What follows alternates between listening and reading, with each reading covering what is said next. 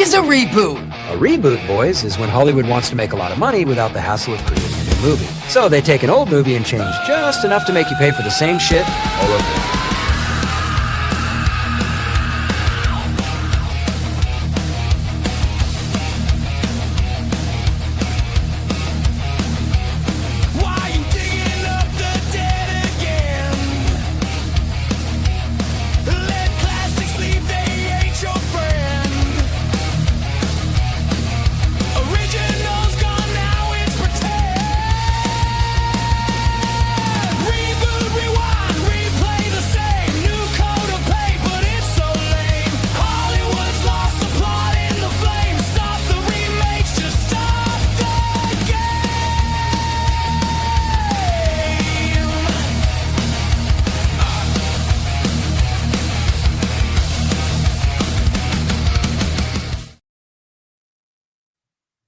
Hey, and welcome to another episode of Frame for Frame.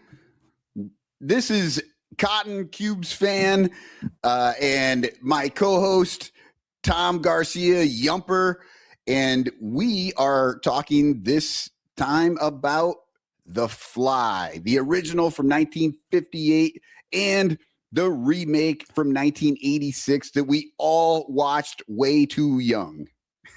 How's it going, Yumper? It's going good, man. Totally agree with that second statement about watching that movie way too damn young. I think I saw it when I was like 10. Yeah. I was 10 when it came out, so I probably saw it like when I was 11 when it came out on video. Wow. So, yeah. But that, yeah. How are things been going? Good, man. Good. Very, very busy with work, everything with the podcast, and also the side hustle, the Penguin Imprints, has been keeping me busy. Yeah, that seems like it's you're doing a lot of stuff with the Penguin Imprints. So yeah, a lot of good stuff out there. People need to get out there and buy more, right? Always, man. But in this economy, hey, if you can buy one, I'd be happy. Yeah. Well, we just made it past Easter, so I just thought I'd mention the Bleacher Bums Bible book. if you're burned out on regular church, this is the perfect opportunity for you to go out and buy that on Amazon.com. I don't know that anybody's bought one in 2026. So don't worry. I have a couple people that are actually going to buy some. I gave one of my copies to my friend to look at it, and he fell in love with it. It's like, I'm going to order this. And that was like a couple days ago. So, oh, that's awesome. Very cool. Thanks for promoting that. Yeah, I got you, my man. Sweet. Well, we're going to just jump right into it today. You got Act 1 there for us? Yes, sir. Let's pull that sucker up right now. If elected mayor, my first act will be to kill the whole lot of you and burn your turn to cinders. I know it's on. Oh, and if people wonder why we're moving a little bit slow on this, it's like 9:30 in the morning on a Sunday. We got up early to get this thing together because it's been a little bit since we've done this. But I got nothing better to do on a Sunday morning. I'm happy to be here. This is way more fun than any of the chores that I have on my list. So I agree. It's either this and then watching the Cubs and Sox lose later on. So, oh my God. Yeah, that's been brutal. But okay, so this segment, haven't we seen this before? It's coming attractions here. And this is where I talk about recently released remakes and sequels and upcoming things and get Yumper's take on these. So we haven't done this a little bit. So let me start with April 1st, the Super Mario Galaxy movie. Have you seen this, Yumper? You've got a kid about the age for this, like that would fit perfectly for the target demographic here. Have you seen this movie yet? No, I have not seen it, but my mom did take my son on a movie day to go see this film, and he loved it. She told me it was really good. Me and my wife actually enjoyed the first one that came out. So it doesn't surprise me that this one actually turned out to be very well.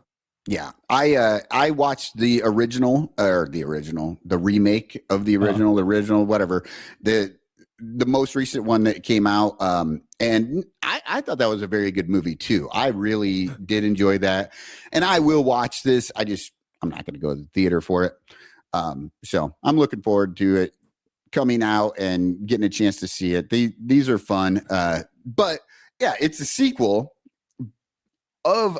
I mean, would you consider that first Super Mario movie a remake of the one that they came out with? What was that, like the late 90s or early 2000s with John Leguizamo? Yeah. I would consider it a reboot. Yeah, because the original one in the 90s, although I loved it as a kid, it was not very good. And it completely made no sense if you think about the world of Mario. I mean, it had characters in there, but it was just you didn't know what the hell was going on. Yeah, it was crazy. Wasn't God, who was King Koopa? Dennis Hopper. Dennis Hopper that was a mess of a movie. I'm like you. I watched it back in the 90s. I didn't hate it. I kind of hate it now, but I didn't hate it then. But I also didn't think it was very good. I love like the Mario video games and stuff. I actually recently just bought a Mario or a Nintendo 64 last fall. And so I'm working my way through Super Mario or Mario 64, whatever they call that, the actual game, but I'm working my way through that. I don't know. I play some modern games. There's something about those old Mario games. It's just, I don't know. It's so much fun. It's like, because you feel, if you feel like you just have to keep doing it and get better, you actually have to build some skills in order to get through the levels.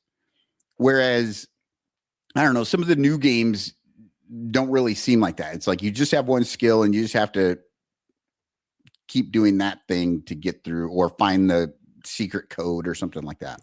Yeah, I kind of get that feeling too. I used to be a big gamer. I kind of dwindled down within the past 3 years because of everything I'm doing. I really don't have time to play games like I used to. I'll play like a baseball game every once in a while, but I really don't play like I used to because I'm usually either chilling with my kid and wife or doing something related to this. But anyway, my son plays a lot of Legend of Zelda Breath of the Wild online on the Switch, and he'll come ask me, "Hey, do you know how to get past this part? Like, I can't figure it out." He's like, "Can you look it up?" And I'm like, "Look it up." Yeah, I remember when I played like Nintendo, there was no looking it up. I mean, if you had Nintendo Power, but I never had that. You had to figure it out, and it used to piss me off as a kid. I'm like, look, if I couldn't get past something, I had to rent it one weekend and then go back and rent it again if I didn't own it. Yeah, it was a totally different world in the 90s. I was actually in the Army. My roommate bought the 64, and I remember like we were just blown away with how good the graphics were and how wonderful it was. But yeah, you're right. That Nintendo Power situation, for people who don't know, it was a magazine. Like if you wanted to learn how to beat certain things, you literally had to subscribe to a magazine or go to the store and buy it, and then just hope that something was in there that might help you with the thing that you wanted to do. Yeah. Much easier now with the internet. Yeah, so much easier. And with the graphics, I think it's hilarious that we're like, oh man, those graphics are great. And when they show it, like it's like that meme, man, these graphics are never gonna get better. It's just a bunch of polygons. Yeah. When the Super Nintendo came out, I was like, oh man, this looks great. And then when the 64 came out, I was like, holy crap, this is like awesome. And now it's nothing compared to what we have now, where it's so realistic looking. Oh yeah, I mean it's almost like real people on the screen. But yeah, okay, let's get out of our Nintendo reminiscing. The next movie I have came out on April 10th, Faces of Death. And I think that came out just streaming. I don't think it came out in the theater. But apparently this is it's got to be like a reboot, remake sort of situation, because the original 1978 Faces of Death was supposedly film footage of real deaths caught on camera, and you could rent this at anybody could rent this. Like, it was insane. I remember watching this in the 80s, trying to like see, and it seemed bad. And I'm pretty sure, I haven't seen it for obviously 40 years. I'm pretty sure most of it was just faked. Like, it was all like, it was real things that happened, but the film footage was not real. Did you ever see the Faces of Death, like the original, or like the 12 other sequels that came after? Yeah, so I did see the original Faces of Death, and it is totally a mockumentary, like before, the Blair Witch Project. So it is fake. Now, in the 90s, I believe there were tapes called Faces of Death that showed real life deaths. I think if you ever watch The Sopranos, Ralph's actually watching one with Janice. Oh, wow. But my cousin, I don't know why my cousin, well, he's a weirdo, but he used to rent it from our movie store, like when he's a little older than me. And he would watch them and be like, holy shit. I'm like, dude, I did not want to watch this. Like, it's just like, but he was like, look at this. I'm like, no, I do not want to watch any of this. So I'm not really into watching the death scenes unless it's in a movie that I know is fake. But right, I probably will not see the remake because the original wasn't that great of a film in the first place. Well, so yeah, so back in the 80s, like, I was young and stupid, and we watched it because it's like everybody's like talking about the damn thing. I mean, it came out in 78. We obviously didn't see it until like closer to 1990 or whatever. Whenever. And I remember it just being like, it's not really a movie. It's just kind of garbage. But I'm with you. Anything that is supposed to be real, like death, I'm out. I will do everything in my power to just not see that. Like, I have all the, on my computers and my phones and everything. There is no, like autoplay or anything just in case. And the bad thing is, it's not even just like random people who send that stuff. Like, you can see that on a news post. And I'm like, why are you showing this? This is not appropriate in any way. And the president of the United States posting it, Yeah. Well, but of course, if the president posts it, we have no idea if it's AI or not. True. Yeah. But I guess the Faces of Death movie is actually a movie. It's actually a fiction. It's about a woman who sees all this stuff on the internet. It's like part of her job, which I've heard about these people like that used to work for Facebook or whatever. And their whole job is to just watch everything that's coming through and get rid of it if it's disturbing or something, if it violates the terms. And a lot of these poor people see horrific stuff all the time. Like, it's a terrible job. And so it sounds like maybe she has a kind of like that job, and then she finds these Faces of Death tapes. So it's more of a movie than it is like the old school where they were trying to claim that there was real stuff. Yeah, that's pretty crazy job. Yeah. To go along with like I'm sorry to cut you off, but to go along with like Faces of Death, another movie that came out that caused a lot of like drama and like controversy was a film called Cannibal Holocaust that came out in 1980. And it's about like a trip down to the Amazon rainforest, and there's a lot of stuff with cannibals in there, and it got so real that they actually arrested the director for thinking it was a real film. They had to tell him it was actors because it was so gory. But yeah, I don't know. I'm just not into those type of films. Like, I'm not into, I guess, the hardcore horror. Like, even Terrifier. Like, I'm not really into Terrifier with that kind of gore. It just doesn't do it for me. No, I'm not either. And I think when I was a kid, like, the gore was like cool. But then, like, as you grow up and you get older, you're like, ooh, like, you have empathy. Like, you've had pain in your life and you're like, I don't want to see this anymore. This is terrible. Yeah, I just couldn't get into it. Yeah. Okay. Well, coming up next week, or this weekend coming up, April 17th, Lee Cronin's The Mummy. So there have been 8 million Mummy movies, including, and I haven't seen the Tom Cruise one. I've heard it was terrible. I've seen a number of them. Are you interested in, and it's funny that they call it Lee Cronin's The Mummy. Like that's the title. They want to make sure that we all know it's Lee Cronin. I'm not exactly sure why, but yeah. Are you interested in seeing another version of The Mummy? No. I'm all for different interpretations of stuff as long as it's not I think this is another franchise that's been kind of beaten to death along with Frankenstein, although there were 2 good Frankensteins that came out this year, but last year anyway. I have no interest in it. And Lee Cronin, he did the Evil Dead Rise, and I was not a big fan of that film. I saw it in theater. So I'll wait for it to come out and then I'll watch it. The only Mummy I'm interested in is the one with Brandon Fraser and Rachel Weisz, which is supposed to be like coming back. I was just going to get to that. Supposedly 2028, May 2028, they've got a release date for The Mummy, and they're calling it, I believe, The Mummy 4, even though there have been a bunch of mummy movies between the last, or maybe it's The Mummy 3. I don't know, but I think it'll the be last 4.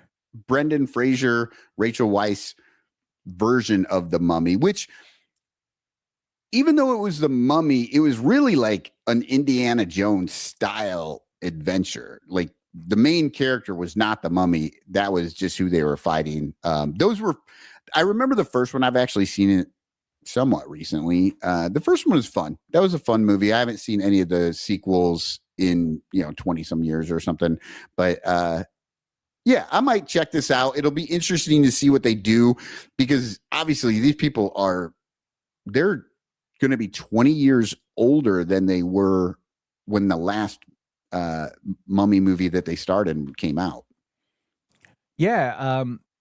Again, The Mummy is like such a generic title because of the Karloff boys. Karloff was the original Mummy, and then they had Lou Chaney Jr. as Karras, another Mummy, different type. But this franchise is, like you said, has like Indiana Jones aspects to it. I think that's what drew me to it as a kid. I saw that one in theater. I loved it then, and then I saw the Scorpion King, the second one, and I was like, "That now talk about bad CGI, Jesus Christ!"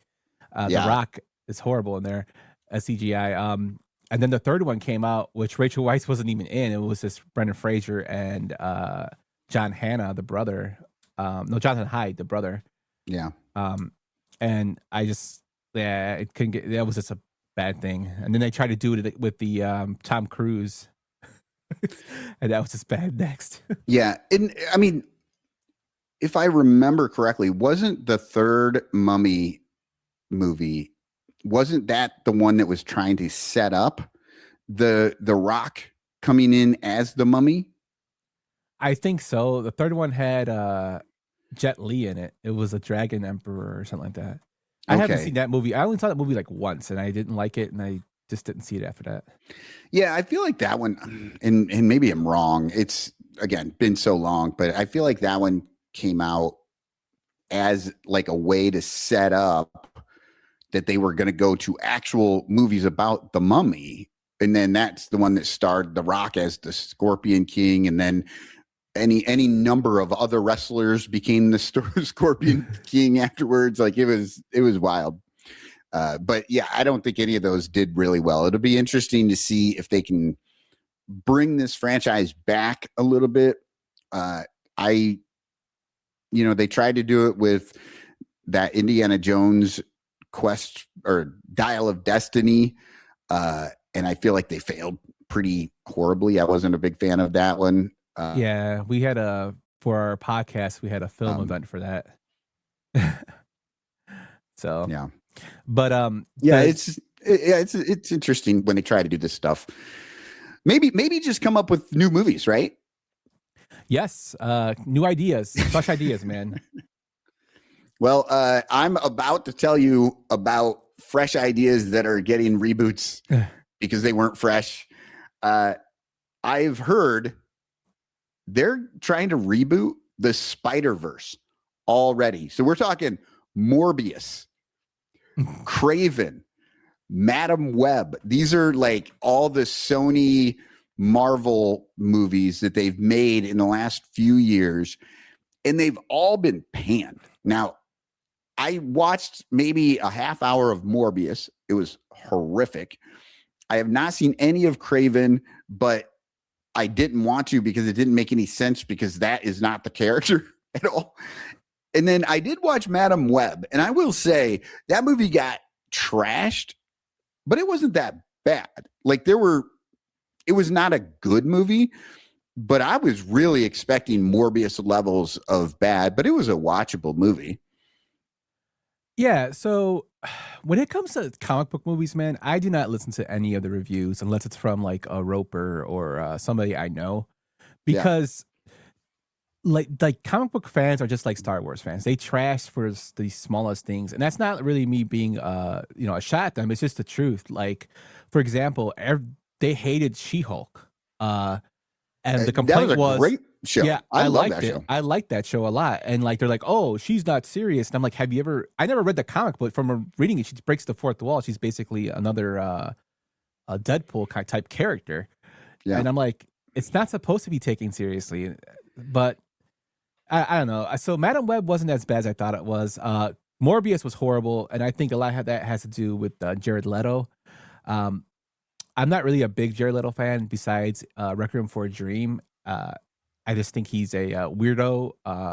And if you ever see the movie The Small Things, The Little Things with Denzel Washington, that character is basically him in real life. That's what I believe. Wow. So, okay, so you haven't seen Craven either, right? No. My friend who I trust saw it and it's like, yeah, you might want to skip that one. Yeah. So I was like, okay. And I may watch it at some point because it's just a movie to watch. But like literally, and I didn't read reviews about it. I heard it was bad, but it was more of when I was watching the trailers, like Craven is the bad guy and he's hunting Spider-Man. Like that's the whole point of the character in the comics, which I do know about.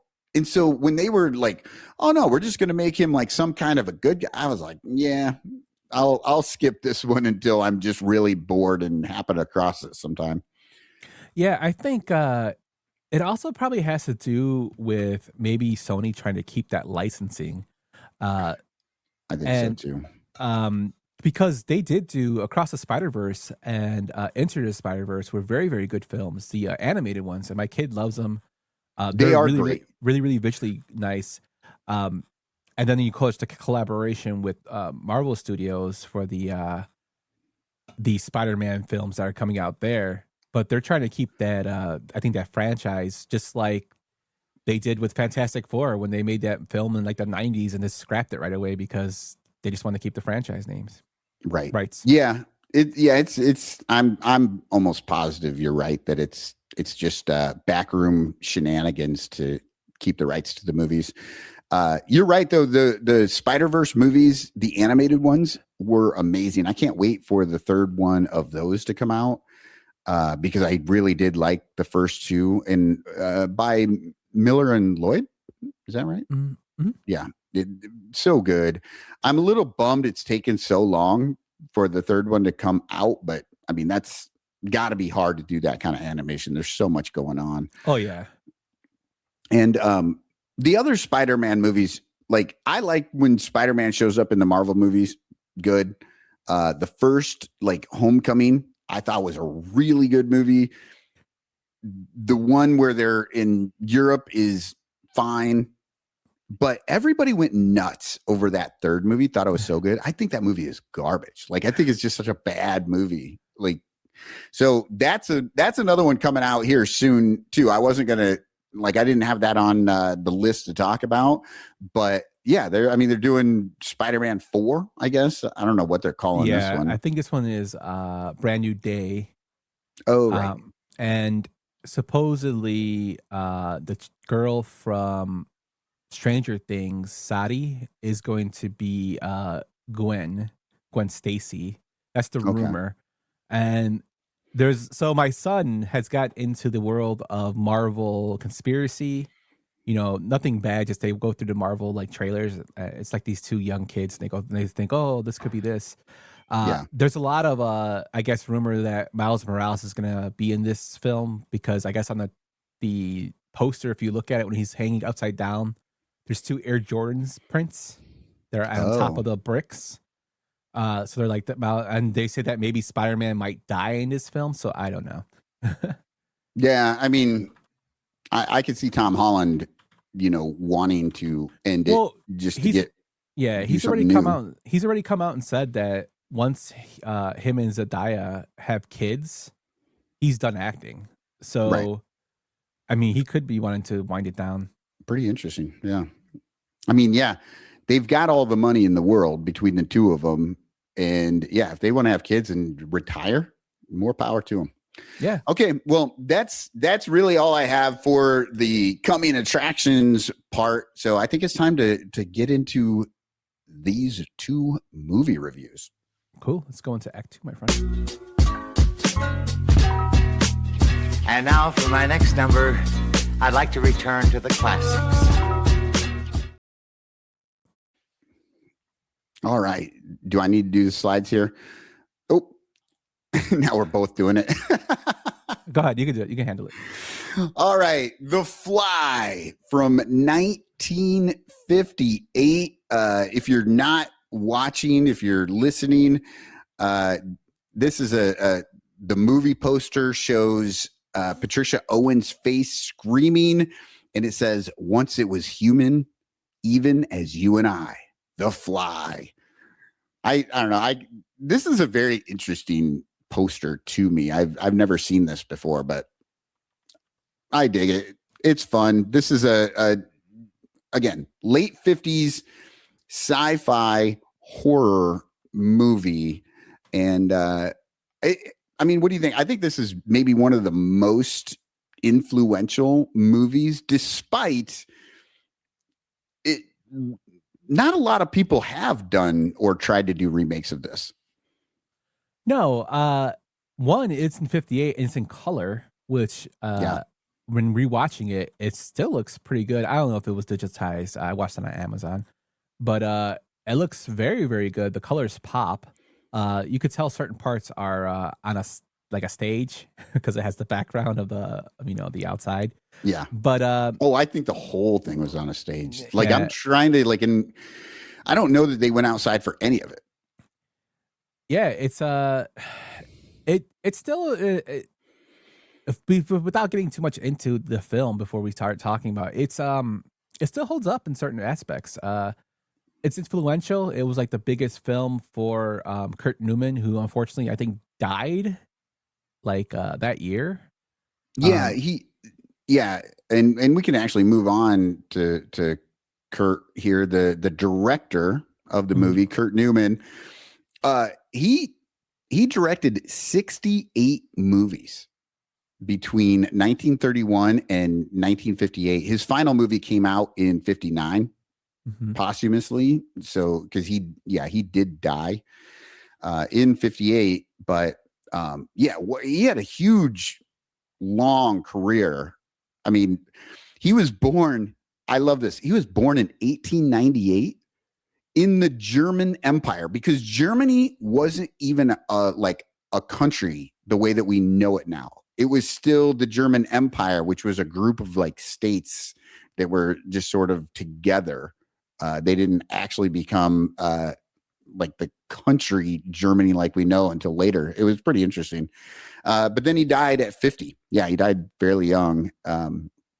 But all those movies, I didn't actually know very many of them other than The Fly. That was the one that I knew. So I just threw some out here. I loved that Tarzan and She-Devil was a movie, as well as She-Devil. But those are not connected. She-Devil came out after Tarzan and She-Devil.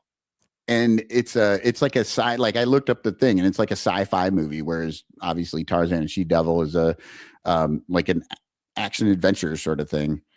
And then he also had Rocket Ship XM, which is a sci-fi, and The Ring, which was not the Ring that we all think of. It's a boxing movie. Which is funny. Yeah, he was kind of like around his 50s movies kind of coincide with the 50s era of the sci-fi horror kind of stuff. The one I saw was Kronos, and that was, I think, in 57, 58.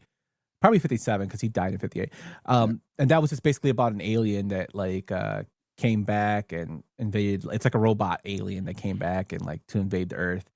Totally 1950s stuff that you see at like 3 a.m. when you have nothing else to watch. That's on Channel 9. So that's one of the films I was introduced to. The others, I know She Devil's about some serum. I saw that maybe one time. But yeah, most of his stuff I have not really gotten into or seen. Well, and obviously it's a completely different era. 68 movies in less than 30 years is not something anybody does anymore. I mean, that was an era where it was like they were just cranking them, like one director would crank out all these. It was almost like TV, how directors can kind of jump in and they just do a real quick shoot for a couple of weeks and then they bring in a different director or whatever, because everything was done like on sound stages and stuff. So it was just a completely different era. It makes me wonder how much of Kurt Newman's actual like vision created this movie and how much just came. This was based on a short story, I believe, that was published in Playboy in like 1957. And then, by George Langland. And then the screenplay was by James Clavell. But yeah, it just makes you wonder if you're doing 2 or 3 movies directing each year, are you really, guiding that process very much? I think it's just like shell them out, see how many films you can get out there. To the movie theaters used to be big back then. I mean, up until maybe the past 20 years, they kind of dwindled down a little bit. They're starting to make a resurgence now, I guess, with the film, which the theaters are happy. But back then, that was the thing to do, man. The films, the matinees, the drive-ins. And there was no TV. Yeah. If you wanted to see something like this, you had to go to the theater to see it. So, and that's where they first had air conditioning in the movie theaters, which on hot summer days, that was like a great marketing tool just to go in there and stay cool and watch a film. Oh, yeah, absolutely. Well, you know what? That might be coming back because nobody can afford to run their air conditioning anymore. So maybe that's how theaters start to market their stuff. But yeah, anyway, so Kurt Newman, not a lot out there about him other than he just did a crap ton of movies just working for the studio. Let's go on. The cast of this. So there were more than 3 people in this movie, but not a lot more. We had Vincent Price, who known for a movie that we have already done, House on Haunted Hill. And then I decided to throw in, he's known for so many. He's the voice of horror, really. Mm-hmm. And we remember him as a kid from Thriller. He did the Thriller video with Michael Jackson. But I didn't realize Alice Cooper, The Nightmare, was like a made-for-TV movie. Have you seen that? No. I just found out about it. I'm going to have to go search that out. I had no idea that, in the 80s, he worked with Alice Cooper on a made-for-TV horror movie. Yeah, I've never seen it. Yeah. But then also Patricia Owens, she had just kind of gotten big on a, what was it, vacation movie, like Days of Vacation right before this. Mm-hmm. But this really is her main movie that people know her from. And James Clavell, she must really liked his work. And he liked her because she was in a number of his movies for the next few years. But then by the early 60s, she was kind of out of film other than doing a lot of TV stuff. But I loved that she had 3 movies come out in the next couple years after The Fly, or right before The Fly and then after. 5 Gates to Hell, Hell to Eternity, and Seven Women from Hell, which you would think, oh, it's a trilogy. It is not. None of these movies have anything to do with each other. She was just, like these people get, I don't know if you would say she's typecast, but she would have been like the Hell girl. Yeah. That's crazy. Like, I'm looking at her filmography, and they came out like 59, 60, and 61, all movies related to hell. Yeah. That's ridiculous. Again, another actress that I only know from this film. I don't know any other big film that I've seen with her in it. And it's pretty surprising because she has like one of a Hollywood face, and yeah. But I can see why she wasn't cast as often as the other Hollywood bombshells out there. Yeah, I watched the movie with my wife. She was not impressed with this woman's acting in any way. And and I think this movie just did so well. She got a few other opportunities, but then by the early 60s, she was kind of just in general done. Yeah. And then the last one is David Hedison. He played the titular character of The Fly. And he's technically the lead of this movie, but half the movie he doesn't speak, and he's got a massive mask. It could have been anybody. So I put him in as the third person, but I was really interested in, he's done a ton of TV, just tons of TV. He's a very, I thought he looked like George Clooney in this movie. He kind of had a Clooney way about him.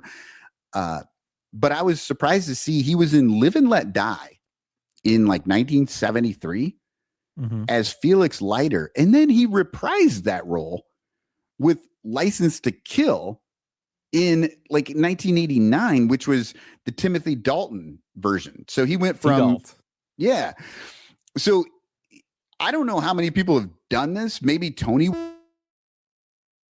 Oh, you cut out.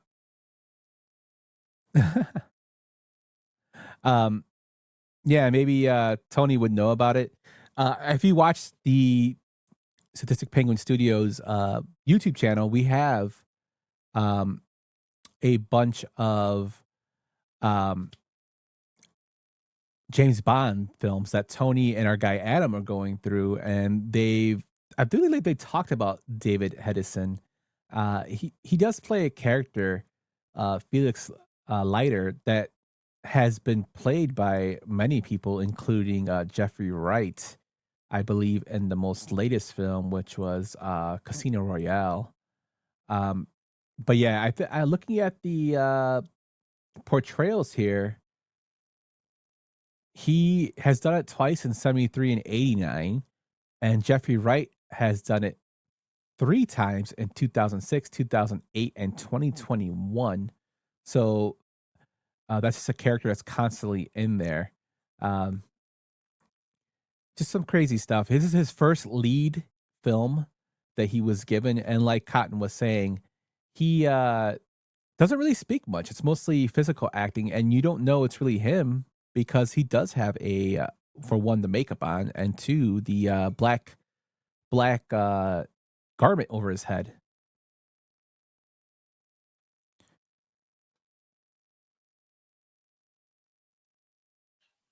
All right. I am so sorry to everyone who just saw me doing the cut motions and all the different stuff, because my microphone just straight cut out. I had to reboot everything, come back. I'm sorry, but you did get to hear Yumper talk about David Hedison and his work as Felix Leiter, which was really good. So, and also, what's the James Bond podcast on? Sadistic Penguins. Shaken Not Stirred. Shaken Not Stirred. So yeah, check that out. He was also in A-Team and Knight Rider, but he didn't do a lot of films. No, it was a lot of TV. Yeah, a lot of TV, but I do remember him. He was actually in, I think, the Undersea Voyage or something, the Voyage of the Bottomless Sea. Oh, okay. That was a television series.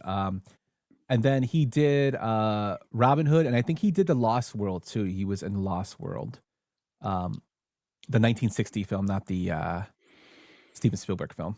Yeah. No, it was interesting. I don't know. I really saw him like he seemed like a George Clooney type, like the way he looked and the way he acted, like totally could have seen him doing a ton of films after this, but maybe people just, kind of typecast him. They're like, yeah, you're not going to be any good unless we stick a big fly head on you.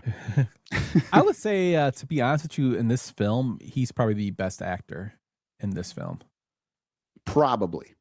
Yes. Mhm. The least amount of lines, best acting, because he had to like really work to portray what was going on with him without saying anything, Mhm. Had to have been a tough role for him. All right. So the budget on this was around 500,000. It's estimated. They didn't keep great track of that stuff. And it made $3 to $4 million, which is a big movie back then. The ratings, it has a 7.1 on IMDb, a 95% on the tomato meter, 71% on popcorn meter, which is the fans version, of the rating system on tomato meter, and a 62 on Metacritic. I was kind of surprised by these ratings a little bit. The 7.1, 71%, 62, that all makes sense. 95% on the tomato meters was surprising to me. What about you? To me, it really wasn't that surprising because watching it back, it wasn't that bad of a film to watch back. And it was like an innovator for its time with a lot of the stuff that was going on. Of course, and then also being in color, it's probably one of the better color films that come out in the early days. So that didn't really surprise me. Then it got to the point that actually, when I was watching it, I watched this film yesterday. Because I've watched the original, the remake, and I watched this one yesterday just to go through it again. And my mom had come home from work and she sat down to watch. She's like, "Oh, we're watching a 1960s film," and I'm like, she's like, "Oh, I remember this," and I'm like, oh, "Okay." Yeah. So she was into it. So yeah, it is a well done movie, perfectly enjoyable to watch. I had never seen it prior to watching it this week. Of course, I'd heard about it. Everybody knows the "help me," sort of thing. I mean, The Simpsons did it. So it's like, that's going to be in everybody's language if The Simpsons did it. Everybody kind of knew about that one. But yeah, so it was interesting. I enjoyed it. Even if it wasn't like the greatest movie. I don't know. Mm-hmm. Moving on, 1986. The Fly, and we got the movie poster here. It says, "Be afraid, be very afraid," which is kind of interesting for a movie poster for the movie that we got. I don't know how afraid we should be. It's such a closed set. Like there's like maybe 2 or 3 sets that they use. It almost all takes place within his laboratory. Like The Fly is all the horror and danger of it is just kind of what Goldblum as the Fly tells you it is, I don't know. No, yeah, it totally get what you're saying. Yeah. The poster is great. It has the picture of the pod that's on it. These pods always kind of reminded me of a little bit of the cocoon things from both Aliens,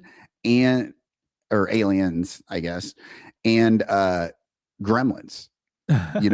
Like those were obviously, those were made to be organic. This is not, but it always gave me the same sort of feel for it. It's kind of like a football on its end sort of shape. Yeah, it kind of reminds me of like a honeycomb kind of look.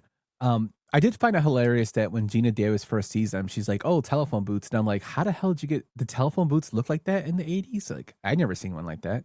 Yeah, no, nobody has ever seen one like that. I don't know. I guess maybe she thought it was the idea was just that he was trying to improve upon the telephone booth. I have no idea. But technically he was. Yeah, technically no. But the line "Be afraid, be very afraid" is actually from Mel Brooks, which is pretty crazy. The comedic actor and director. That is interesting too that you say that, because I didn't know that prior to looking this stuff up. And it says right there on the poster, Brooks Films. He's one of the producers of this movie, and I couldn't think of a less Mel Brooks movie than The Fly. Yeah, totally not a Mel Brooks film. But something that was, again, the first for its time in terms of direction and whatnot. It had a lot of background in terms of background allegories that people thought it was meant to be, that the director came out and said, "Oh, no, I meant this, but hey, you can bring up your own interpretation of it," which I thought was kind of cool. Yeah. Well, the director, since you brought him up, David Cronenberg, known for Scanners, The Dead Zone, Dead Ringers, Naked Lunch. He's directed 49 different films. He's written in the 20s and 30s. And he's currently 83 years old, but he's still directing. He just directed a movie called The Shrouds in 2024. What do you know about David Cronenberg here? Oh my goodness. So if you guys follow any of the stuff I do for 31 Days of Horror, whenever I refer to David Cronenberg, I always throw the effing Cronenberg in there. The man is a horror icon in terms of film. Totally wacky stuff that's out there. Videodrome, a movie with James Woods that me and Tony covered. Scanners, of course. You have Nightbreed, where he plays a serial killer, psychiatrist. Just an all-out, like really, really master of film, and like he has a certain style that draws you to him. Even his his own look. He has a look that's like you have to look twice at him. I love David Cronenberg. I think he's very influential in a lot of stuff he does. Naked Lunch, dude. Have you ever seen that film? I watched it one time in college because I took a class about the beat writers. Mm-hmm. And so I had to try to read that book and then try to watch the movie. And I can tell you, I don't really remember either one because it's a mess. It's so hard to follow this stuff. But wasn't the Talking Heads lead singer David Byrne in that movie? I don't know if David Byrne was in it. I can look. Yeah, for some reason I'm thinking David Byrne was the I don't see David Byrne. Judy Davis, Ian Holm, Julian Sands, Roy Schneider. I don't see David Byrne in there. Maybe I'm thinking this. Maybe it just looks like it from the poster. But just the factor with the bugs, like the bugs he talks to. Because he's like huffing like pesticide. It's got RoboCop in it too, Peter Weller. That film is just on top of it makes you like, what the hell am I watching? But that's just David Cronenberg. And then he goes on to do films like History of Violence, which was nominated for Oscars. He's very, very talented. Right. Yeah, absolutely. Well, and the movie is based on the book Naked Lunch by William S. Burroughs. And as crazy as the movie is, it's amazing that anybody had just the courage to try and make this movie make a movie out of this book. It's a novel from 1959, but when I say novel, I mean that's very loose with what Burroughs was doing. He was basically trying to deconstruct the idea of novels when he wrote it. Yeah. Basically, his own interpretation of it. Yeah. So imagine then, Cronenberg, the balls on this guy to be like, this is one of the most insane books, no linear anything. It's all over the place. I'm going to try and make a movie out of this. Yeah. Yeah. pretty impressive. But Mhm. all right, the cast, we have, of course, Jeff Goldblum. We all know him and love him from Jurassic Park, Thor Ragnarok. He was in the Wicked movie. He was the Wizard of Oz in the last two Wicked movies, right? And then and then I threw in Transylvania 65000 and Earth Girls Are Easy from the 80s. And I did that because Gina Davis was also in those movies. They did these three movies together and ended up getting married. And they were married for like 5 years before they divorced. Yeah. So it was pretty interesting. Like, and they had actually met prior to The Fly, but yeah, it was interesting that they did all these movies together.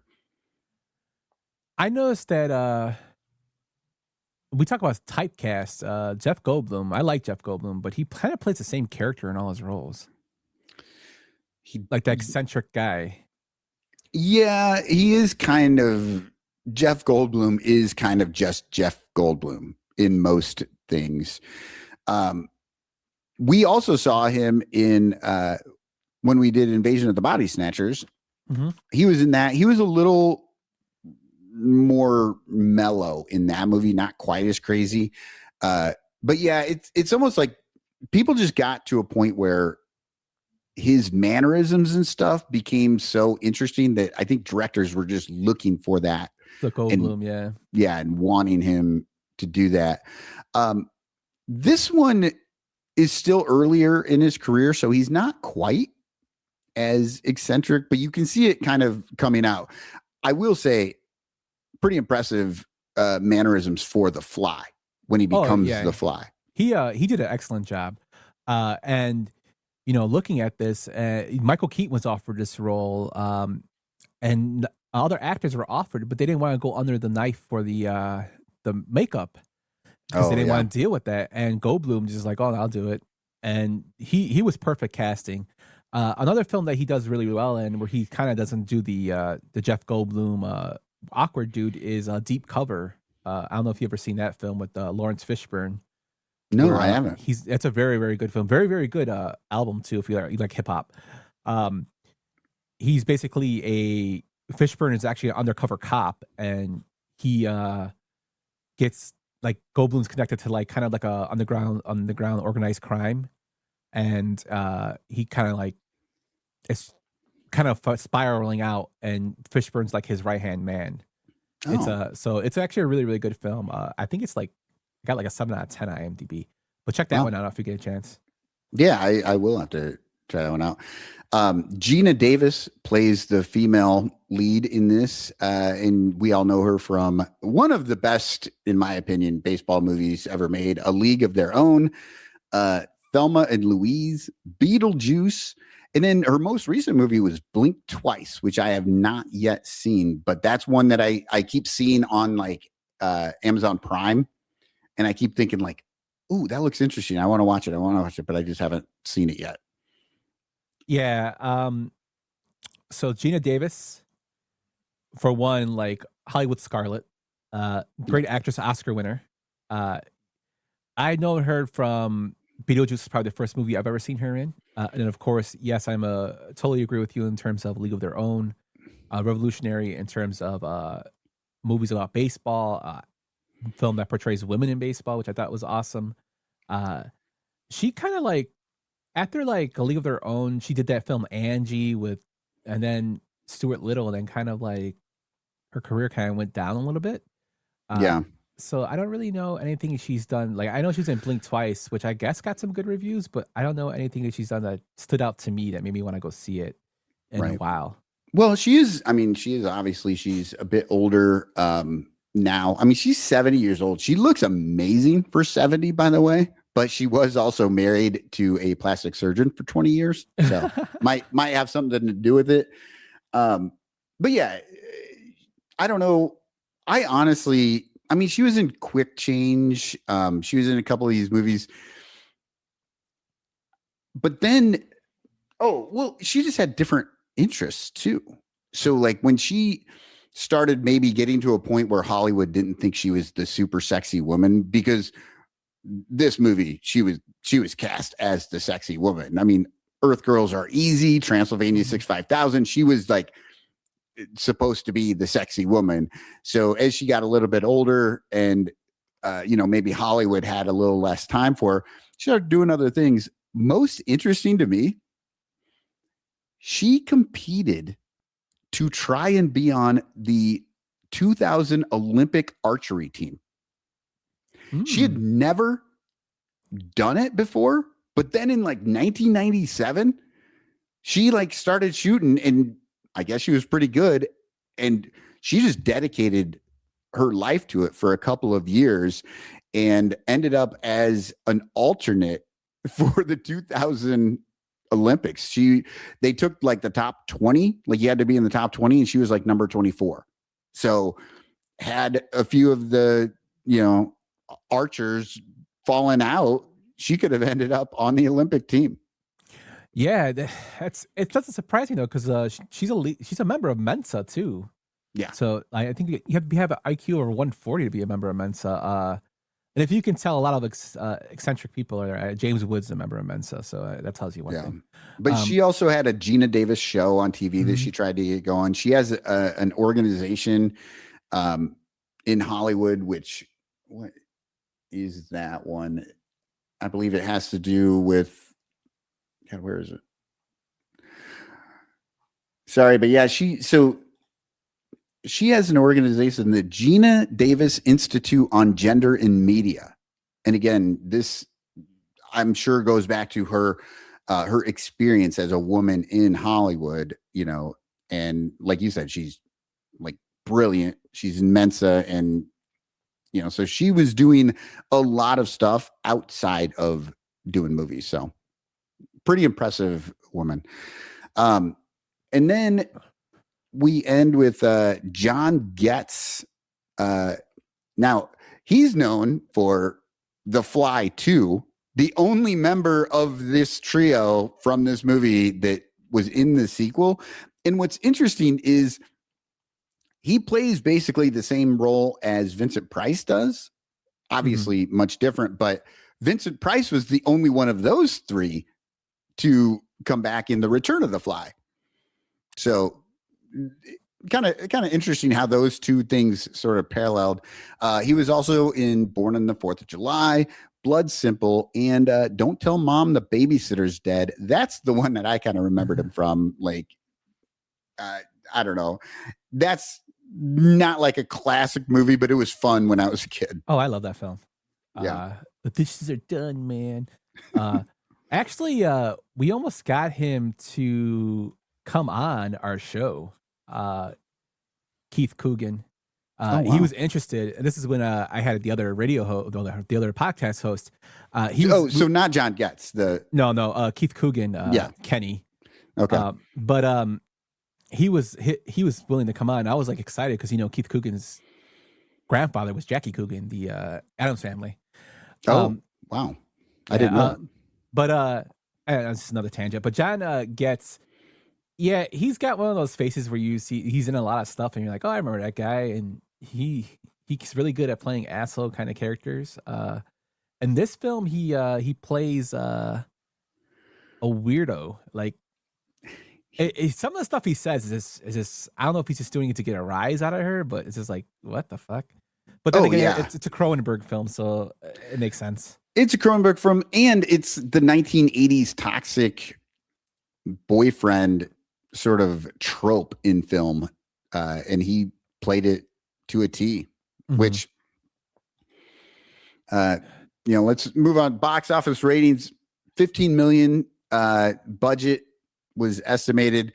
It made 60,600,000 worldwide, which that's a pretty good return, and I would guess it made way more than that, even with all of your VHS, DVD, all that stuff. This is a movie that continues to be watched. Got a 7.6 on IMDb, which I thought was a little low. 94% on the tomato meter, 83% on the popcorn meter, and then 81 on Metacritic. Yeah, surprisingly, a little low for IMDb, but I mean, again, you got to take those ratings with a grain of salt because people can spam them. I mean, look Yeah. at the Melania rating for tomato meter. Exactly. Well, and that's why we look, the tomato meter part is supposed to be actual critics, and the popcorn meter is supposed to be more of the just general people. 83% is pretty high on that.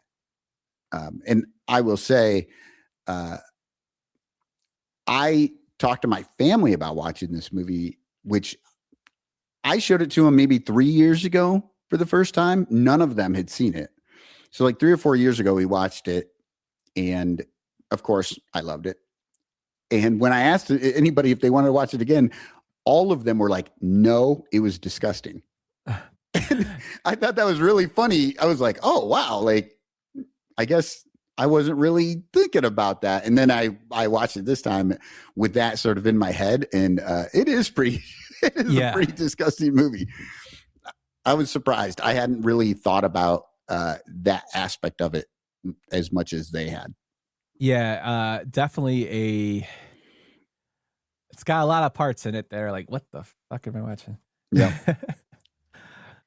All right. So let's jump into the cast/character clash.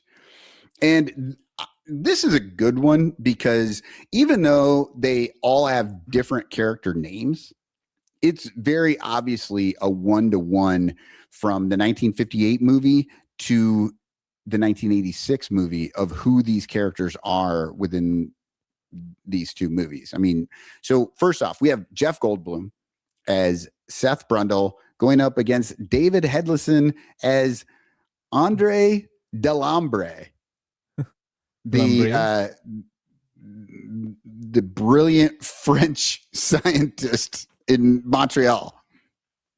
Oh my God. That's another thing too. Like, I know you mentioned this on Sun Ranto the other day, but when I was rewatching it, I totally forgot until you mentioned that. And then I watched it again and I'm like, they're in like Montreal or Canada. And the whole thing is set in Montreal. Yeah. And like, the main characters don't speak a lick of French. Their kid's name is Philippe and he sounds American, which to me is like, and I was talking with Jenny because she was watching it a little bit and she's like, well, maybe, they talk to them in their English. I'm like, that doesn't matter. Well, you guys still got to go to school and you still talk it and you'll learn to pick up that accent no matter if your parents speak English. Yeah, it is insane. All of the three main characters are Delambres. They are all French from Montreal. The supporting cast, everyone you see outside of these main, and I don't know about the kid, like that was kind of iffy, like whether or not the kid was actually like like speaking English just well, or who knows. Kid actors are a little bit tougher, but everyone else was French. Like they were all actual French. They spoke in French accents. You could tell that they were French characters. And then you just had the three core actors, no French at all. Like it was hilarious. And they're like calling each other Francois and Andre.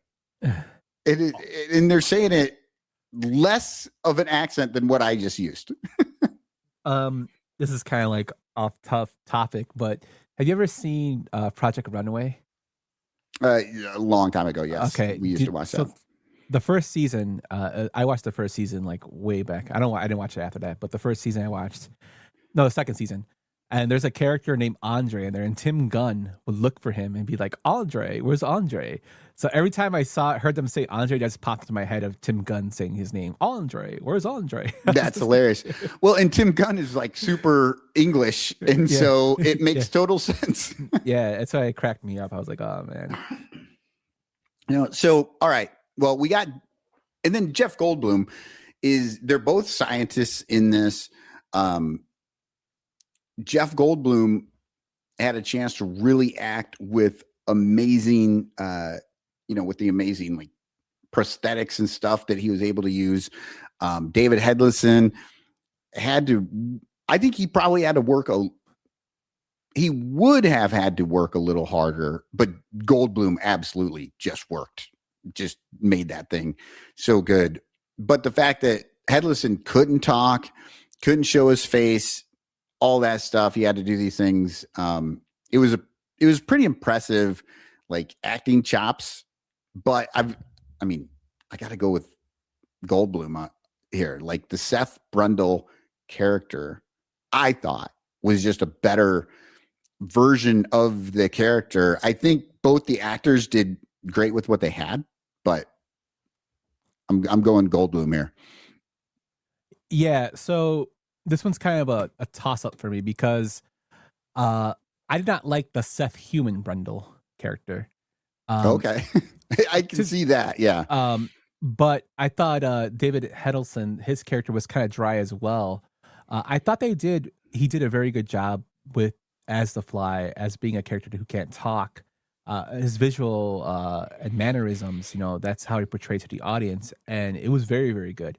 But in terms of with all those prosthetics and just the way he acted after, I do have to give it to Goldblum, give him the slight edge.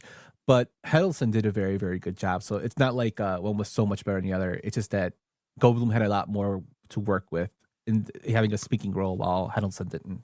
Yeah. Oh, yeah, I think we're on the same page here. Like both performances were great.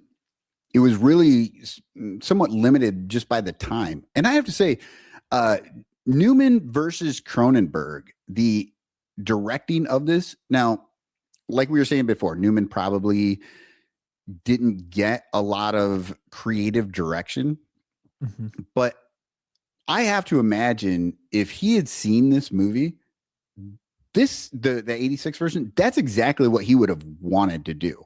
You could feel the actual, the DNA in the Cronenberg movie of that original movie. It's just that Newman didn't, he probably had way less time to shoot it. He didn't have the props, all the different stuff that he had to deal with. He did an amazing job, but he was ahead of his time, really. I think if he had been able to do everything that it seemed like he wanted to do, he would have made that 1986 movie. Yeah, and the thing is, when Cronenberg did this film, Goldblum actually wrote a letter to Vincent Price saying how much he enjoyed the original, and said, "I hope you, enjoy mine as much as I enjoyed yours." And it touched like Vincent Price to the point where he actually appeared at the premiere. He went to the film and he wrote, he loved the film, but said, "Oh, you guys took it a little too far."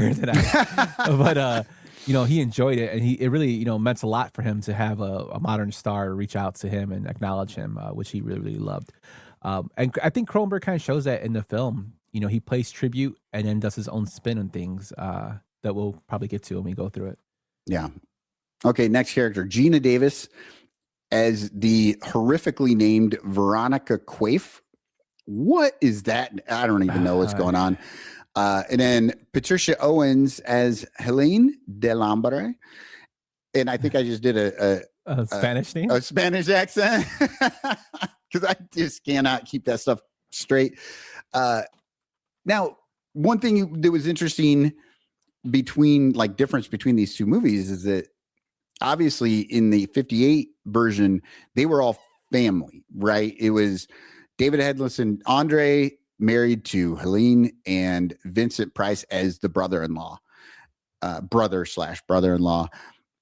So they had a much stronger connection there than, like the Gina Davis being this reporter who literally just meets Seth Brundle right then, like at the beginning of the movie. Go ahead. Yeah, it seems like the original kind of had like a little buildup, and this one kind of right away they're meeting each other. Even though they're already married in the original, it's like more of a character development, I guess, in the original, because then again, it is going back. It's basically a flashback film. This one, the only reason I would give this to Gina Davis is because she's a good actress. And Patricia Owens is really bad. See, I think I'm going to go the other way on this. Patricia Owens' acting was like way over the top, right? But her like chasing those flies earlier, before you know why she's trying to chase these flies, I was really kind of interested in that. And I thought, I mean, there's a lot of things that she didn't do great, but the character itself, I felt like was a more well thought out character by the writers, not necessarily by the actors. The character of Helene Delambre I liked better than Veronica. And Gina Davis, obviously, she's a better actress, and she just looked better with what she had to work with. I think that she didn't have quite as good a script to work with as Patricia Owens did. And I feel like just it barely edges out Gina Davis, but that's more on the writing than the acting part of it. Like, I like the character better, even though I didn't like the actress as well.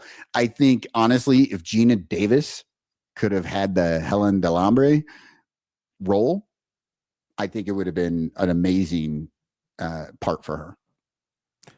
I can see that. I think the way I judge it more is the way they're interacting in terms of when things got tense, and I think Davis has played the character a little bit better when she was, terrified of what was going on. While Patricia Owens tried her best, her scream was but it's, of course, it's the 1950s, so I can't really hate on her for it. But just that part, just like, oh my goodness. And I don't know.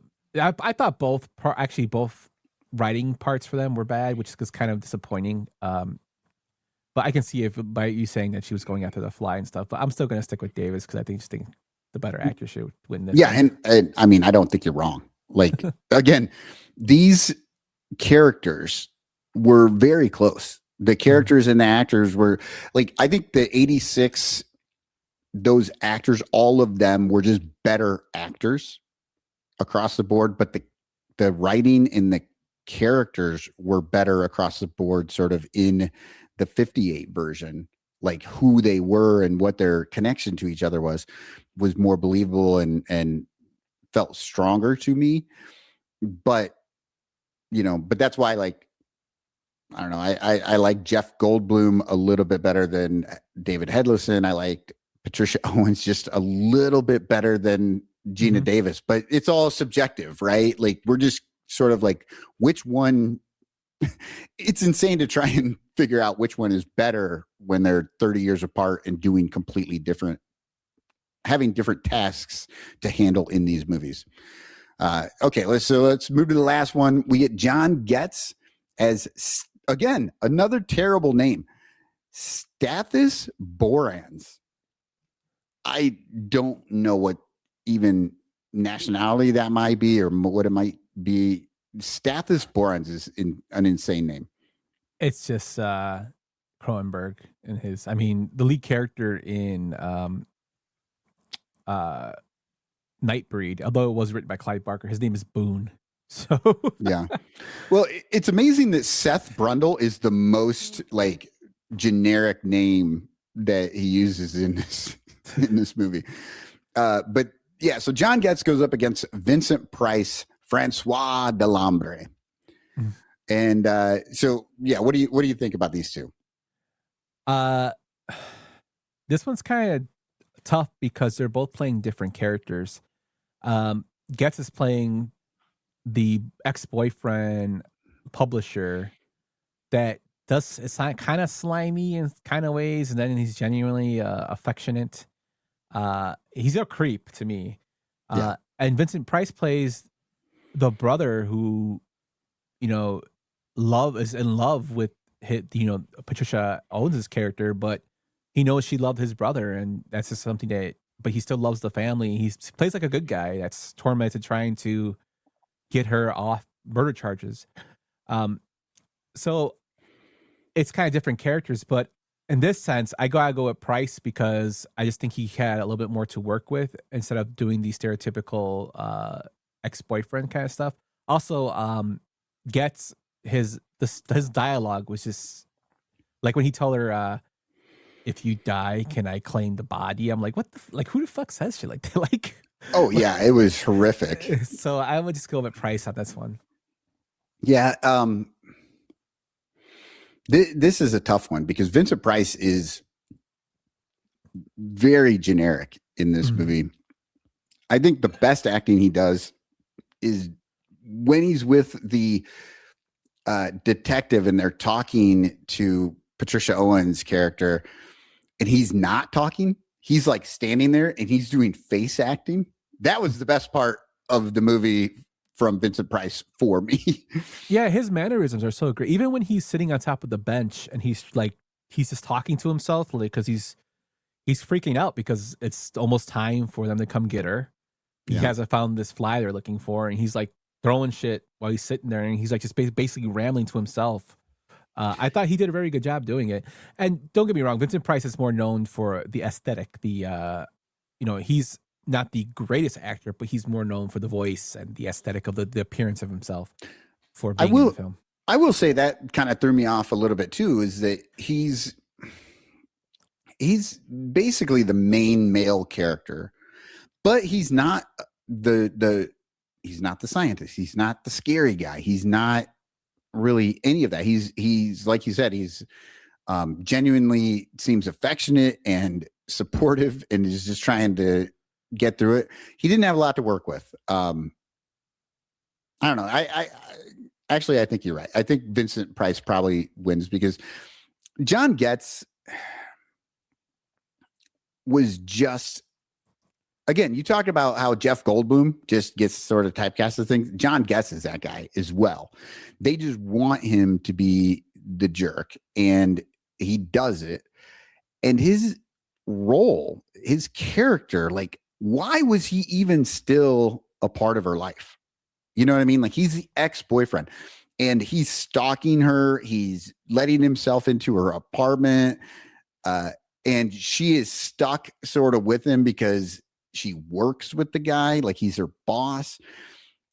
And then I don't know. And this, we'll get into this more in a plot point. I don't like the way that his character was created and in the arc of the character either. I didn't like,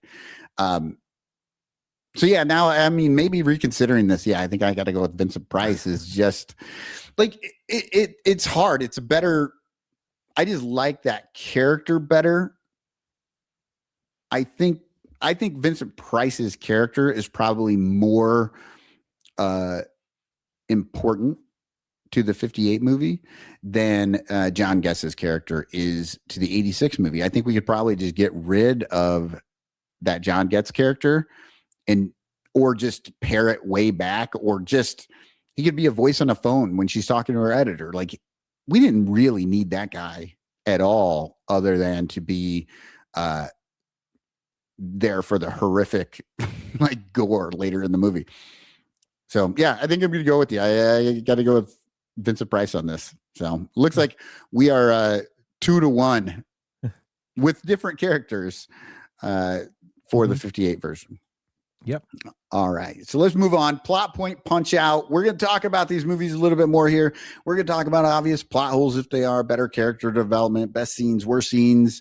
What was the movie trying to say? Do you want to get going on this one, Yumper?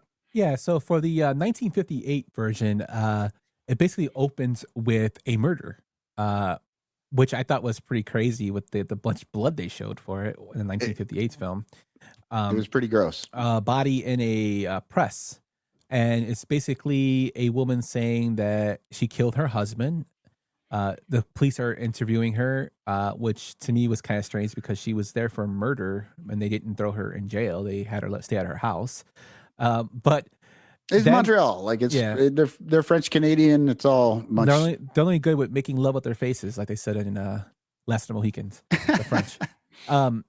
But yeah, it's basically going from there, and then it goes into a flashback of where she explains why she did what she did to Vincent Price, as she's looking for this fly with a white head that they keep calling tribute to, and then it introduces her husband, and then they go into his experimental job of trying to create a teleporter, which I thought the FX for this was great with the bright lights.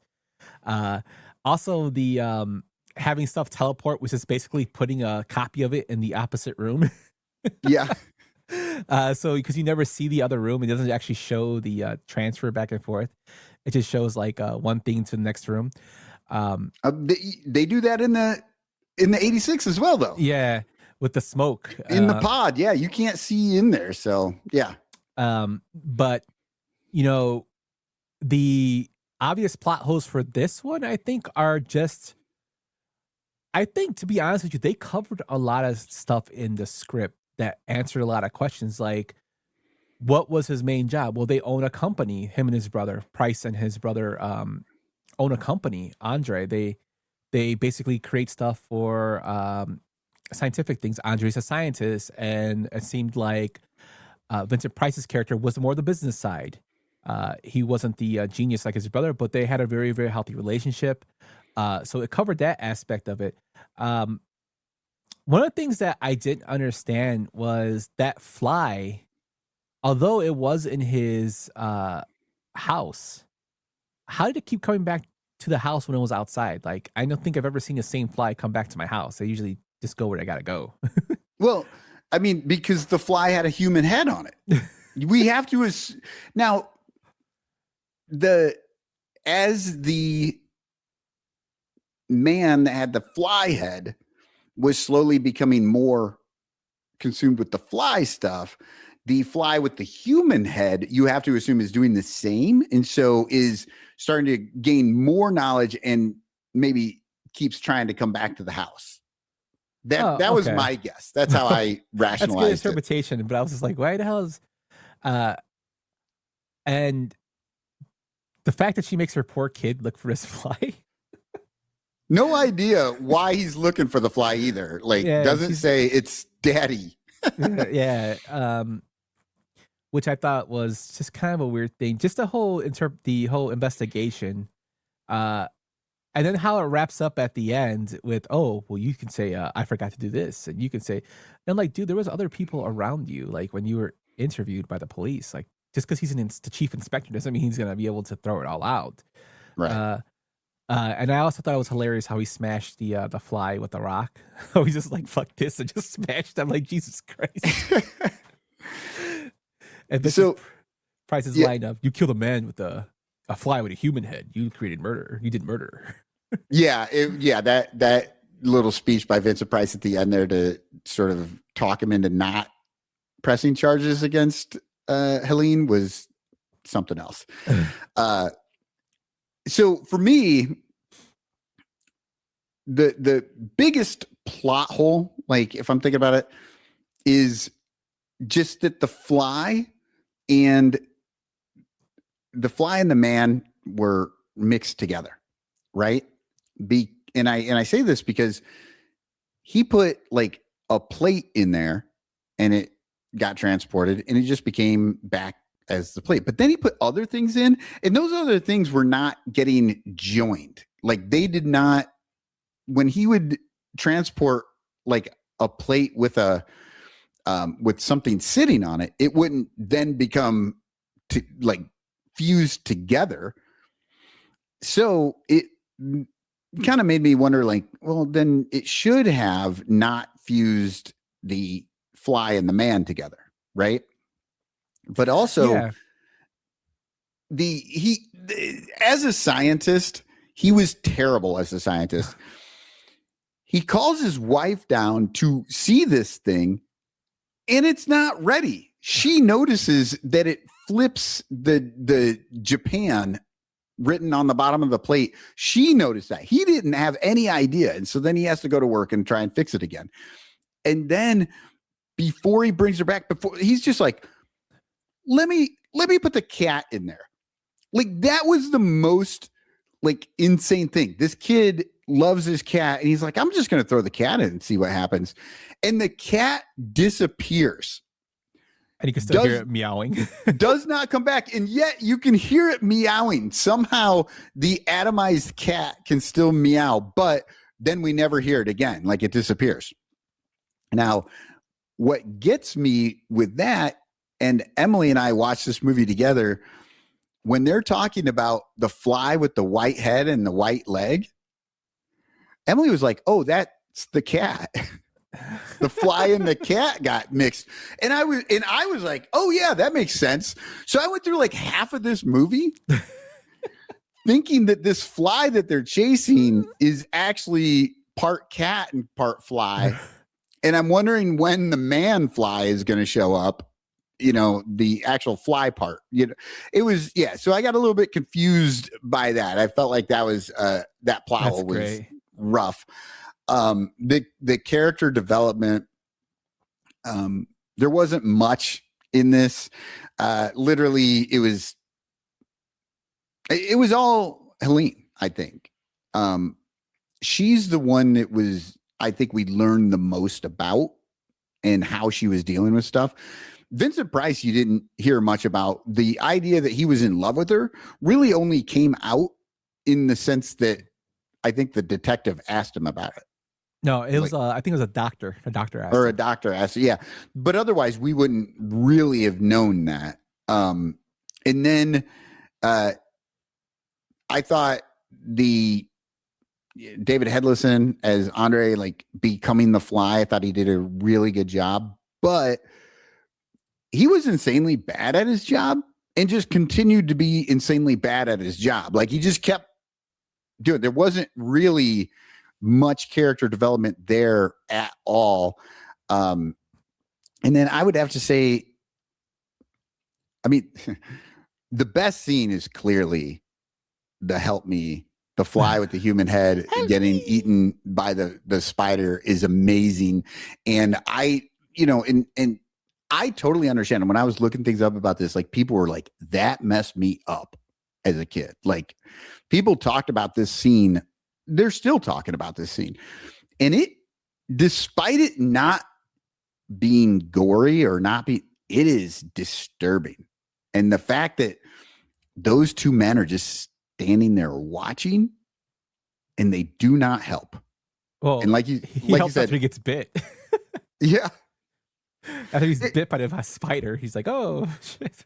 Yeah, I was waiting for the whole movie for this thing. I didn't understand like where it was coming. And then earlier, right before that happens, like you said, Vincent Price is out there talking to himself and working through this.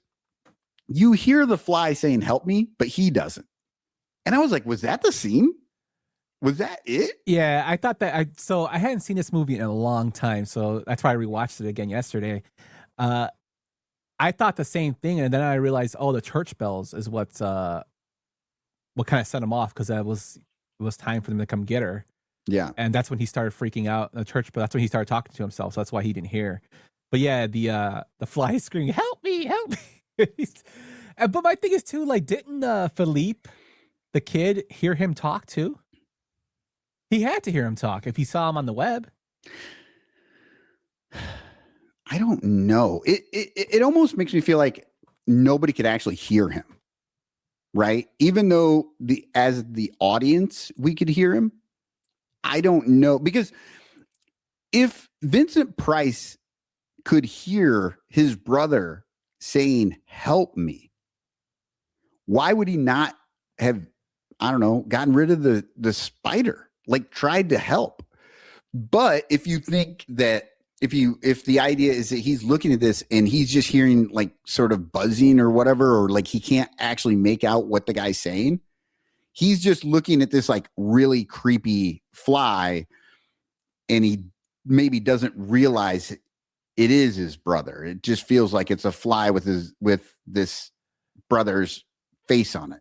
And the thing too that stuck out to me now that you mentioned it is the maid. Remember, she told Vincent Price's character she saw the fly and it just looked like a normal horse fly. And I'm like, yeah. No, it does not look like a normal horse fly. It had a white fucking head on it, like, and a white leg. Yeah, because apparently that white leg still had the lab coat. Yeah, that's the one part of the plot holes I didn't understand either. It was, how come it only transferred his head and his arm? Yeah, and was he like doing this? See, and that's the thing. It's like that I was talking about with Newman versus Cronenberg in this. Newman was doing the best he could with this, And I thought he did a great job. The fact that they hid that arm and then it popped out is sort of a 1950s jump scare was amazing. When they revealed the head, that was amazing. And then he kept hiding that hand, but we just get glimpses. I feel like that was just like, that's the best he could do. So it's like, it is kind of a weird plot hole, but he couldn't really do anything else with it. And so it had to be performed by the actor as that. It was great. I don't know. It was great when you understand and recognize like he was doing the best he could with it. That's why I think if he could have done what Cronenberg did, I feel like Newman totally would have done that. Yeah, I think he would have as well. Yeah. So, yeah. And then what was this movie trying to say? Did you have an idea of that? I mean, other than the very obvious sort of like, don't mess with nature. I think that was the whole thing is sometimes things are not meant to be explored. Like anti-science. It was kind of it was a little bit of an anti-science type of movie. I think it was more don't play God, because remember she tells him like you're acting yeah. But it was kind of like but I don't think Andre was a bad person until he put the cat in the damn thing. Then I was like, what the hell are you doing? But I think he genuinely thought the cat was just going to be normal, because he's like, you're going to be famous tomorrow. You won't feel a thing. Right. Which is why he's so bad at his job. Like he's just like, yeah, this is going to work. Yeah. And then when it didn't work, he was like, oh shit, oops. And then he didn't even tell his kid. Like his kid, that's another part too that made me laugh, was the maid grabbing the kid down the stairs. You're gonna eat your food, and I'm like, Jesus Christ. Yeah. But that was the 50s, man. Yeah. No. That was wild. Oh, you had just said something, and it made me think of something, and then I got lost in the cat and the kid. That was just insane.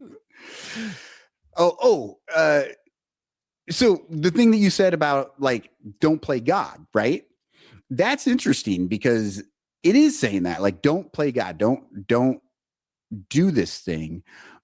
But in the end, he kills himself and she helps with that. That is, in a way, when you take life, is kind of like playing God as well. So yeah, a little bit of an interesting and he didn't want his experiment to get out. That was like the good part of him not wanting it to the character from the two characters of The Fly are totally different. And this one, he's trying to prevent himself from becoming, he can't control himself. So he wants to get rid of himself so it never happens to anybody else.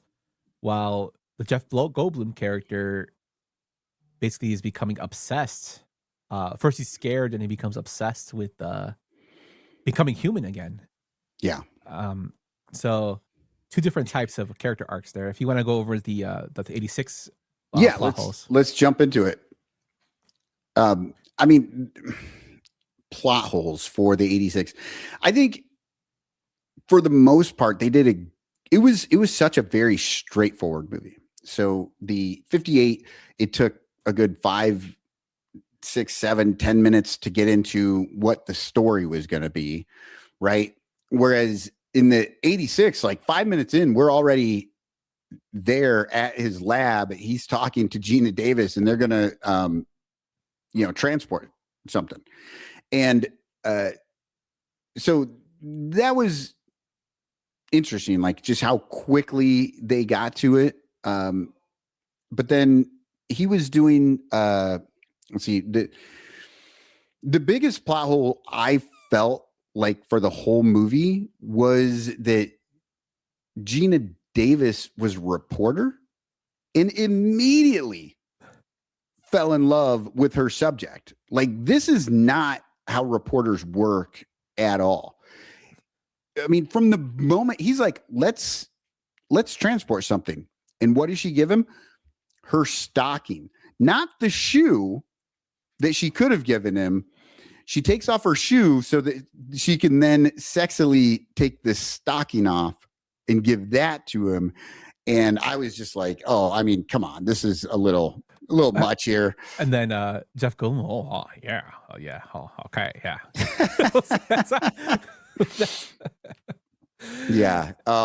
So that for me, like the idea in the original that they were all related, put them all in there. You don't even have to worry about their relationships. The relationships in the 86 movie, none of them made sense. I mean, Gina Davis is the reporter. She would not have jumped into bed with Seth Brundle that quickly. And her toxic boss / boyfriend would not be a part of this either. You know, like she wouldn't be bringing him in on this in any way. I don't know. That for me, that's the big plot hole. That is a very good explanation of it. I think one of the big plot holes that stuck out to me was Goldblum's character. Where was he getting funded from? He also said, I just tell them build this and they build that there. I don't know if he was being facetious during that conversation. But they never say like where he gets the funding for or who's he dealing with in terms of like, did he mention it in passing? I did appreciate in the original how they say that they own their own company. They got more money than they could ever spend, is what Vincent Price is quoted as saying. And he just does it because he loves science. That's why he loves to, his brother loves to do that. While Brundle is kind of like a phenom, like a person that's did so many things when he was young and now he's doing this. Yeah, he kind of mentions that he's just privately funded by some like corporation, because remember he says, I'm not I don't cost a lot, you know, like I do it all fairly cheaply. And he's like, and the company is going to own whatever I do. Like he says, they're just going to, like, I won't own this. It's not mine. Mm-hmm. It seems weird that's how he was way too nonchalant about that. Like the fact that he's like, oh, I'm just doing this so that somebody else can take this and move on with it. I don't care about it. Like that was weird. And they don't really go into, it's pretty shady on how they say, like who is funding him, but he does just kind of say, people fund me and it's cheap. And then later the boyfriend is looking into him and finds out that he was like some phenom on some other thing. So it's kind of hard to piece together what his backstory is. It's sort of there, but it wasn't done well. I didn't like that aspect of it because I would like to know more about him. I know the focus of the film was The Fly, but I would like to know a little bit more. Just another thing about that I didn't like about this film was when she goes to see him when he's, you know, with the canes, he's walking around and he's like his first transformation and he like throws up and his ear falls off. Yes. She like hugs him. Yeah. Like in your damn mind, who the hell, like, I don't care how much you love, you're not going to hug somebody after they fucking ear falls off and they're throwing up on themselves.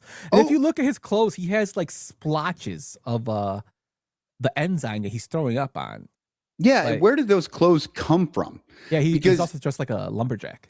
Yeah. Because I guess he could have just gone out and bought them because he ruined his other clothes, but he made a point that like he wears the exact same thing every day, right? The same suit. But then all of a sudden he's like wearing different clothes and stuff. But also what you were talking about, like she hugs him. He's disgusting. Before he made it to that, he gets angry that Gina Davis's character doesn't want to transport. So he leaves and picks up some woman at a bar. His face at that point is clearly struggling. Like it looks like he has like the worst acne ever. And this woman is like immediately just like no problem attracted to him.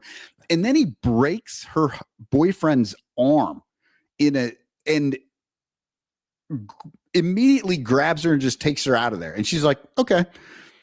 And then they go and then he just takes her back and they have sex. Like, what is this? Like, Well, she tells him when they're leaving, can we go to some more bars? And he's like, oh yeah, we can go to more bars. But but then she said she was a prostitute, but I'm like, you're kind of acting like one. But the women characters are very problematic in this movie. Yeah, and that's actually a plot hole for me. I'm glad you brought her up because I was going to next is the character of Tawny, which is that girl. I'm assuming they have sex for hours because that was what he was doing with Gina Davis. So how was she not pregnant? They never explain if she was on the pill. I'm assuming he didn't use a condom. Right. Well, we don't ever see her again, really, once she leaves. Maybe she is pregnant. Well, because in the sequel, I've seen it's not worth to watch. The sequel, Eric Stoltz, babies, Daphne Zuniga, like great cast. just a bad film. They actually have Gina Davis having the baby, which made no sense to me because in this film she wants the abortion very badly. But she doesn't get a chance to do it before the end of the movie. So you could sort of just say like maybe she didn't get the abortion. Yeah, unless the baby comes back out that quick. Yeah, I don't know.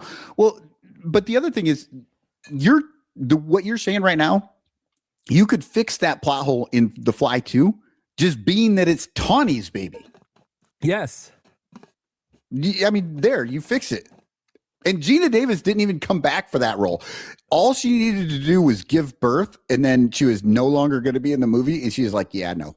I'm not doing it. She, from what I was reading, she wrote a script for the third one where she would come back and she would have twins. She was like a producer of it in 94, I think it was, and it never got off the floor. But again, it just throws a plot hole in why she want to have because she felt bad for Seth. Yeah.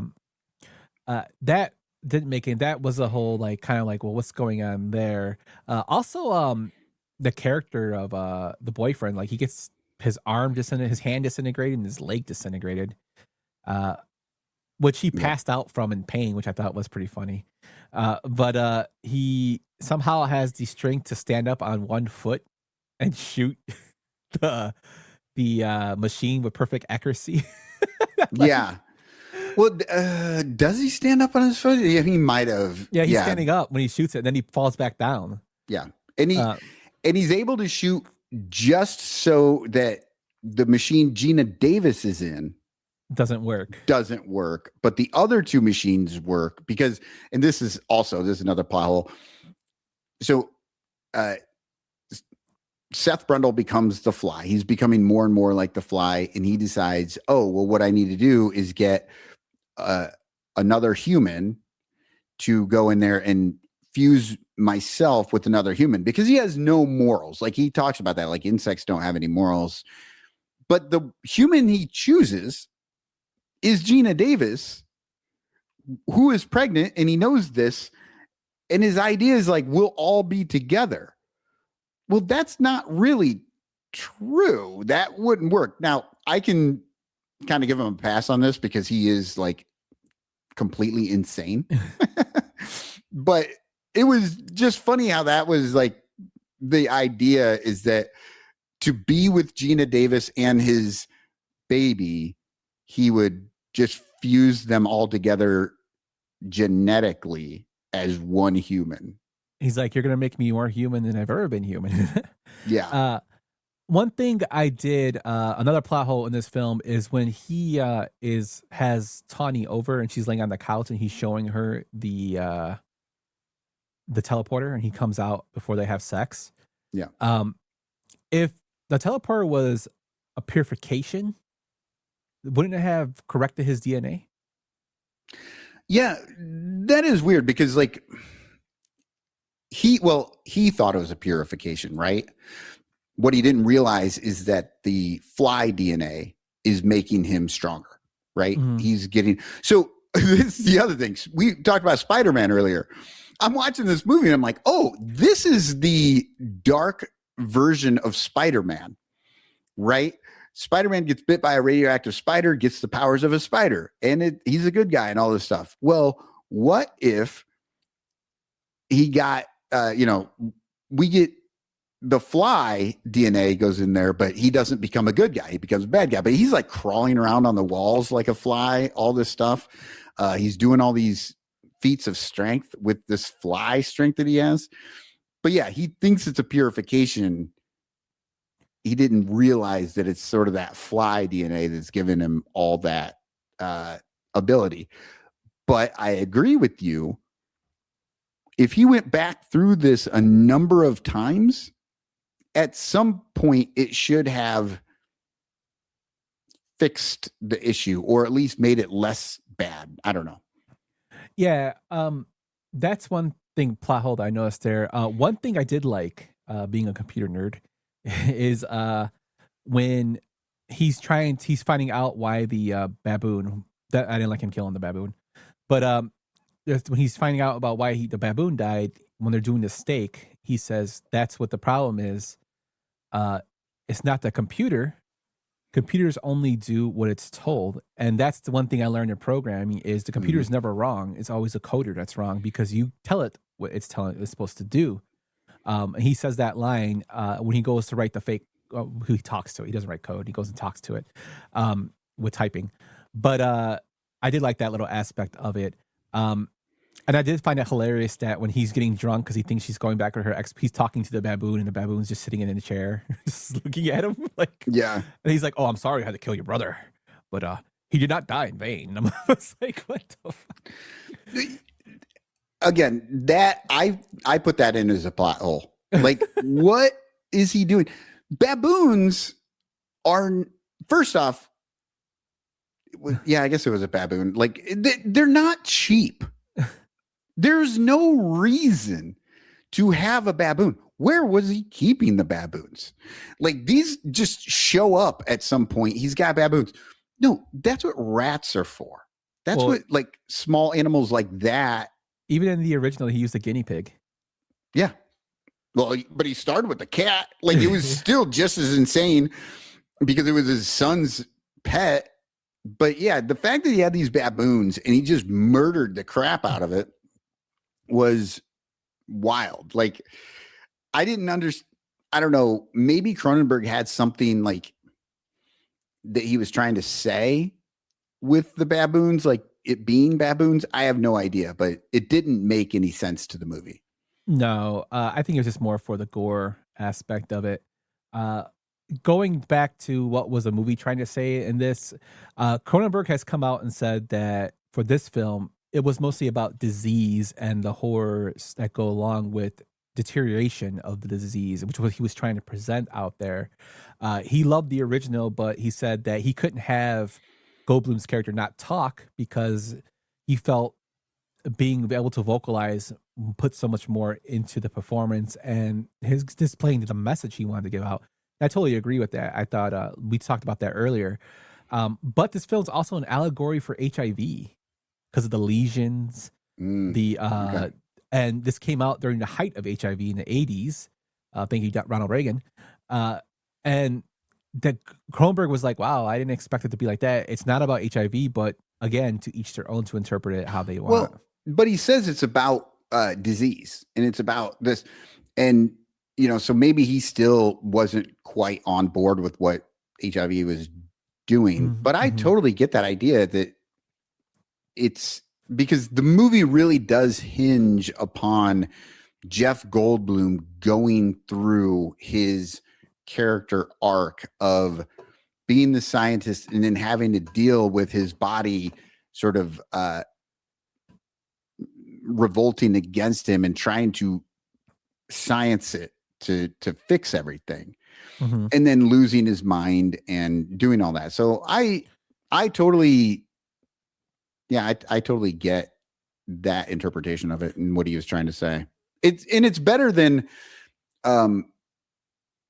anti-science, right? Like, I didn't get the sense of that in this movie at all, that he shouldn't be doing this, that he shouldn't, you know, it's that he did it and he made a mistake and then he's trying to fix his mistake and losing sight of his humanity. Yeah. One thing I did, going back to something that kind of bothered me was when he breaks into the hospital to take her away. Also, that guy that's the doctor is the same guy who tries to sell who sells the Christmas tree to Ralphie and his dad in A Christmas Story. Oh, really? Yeah.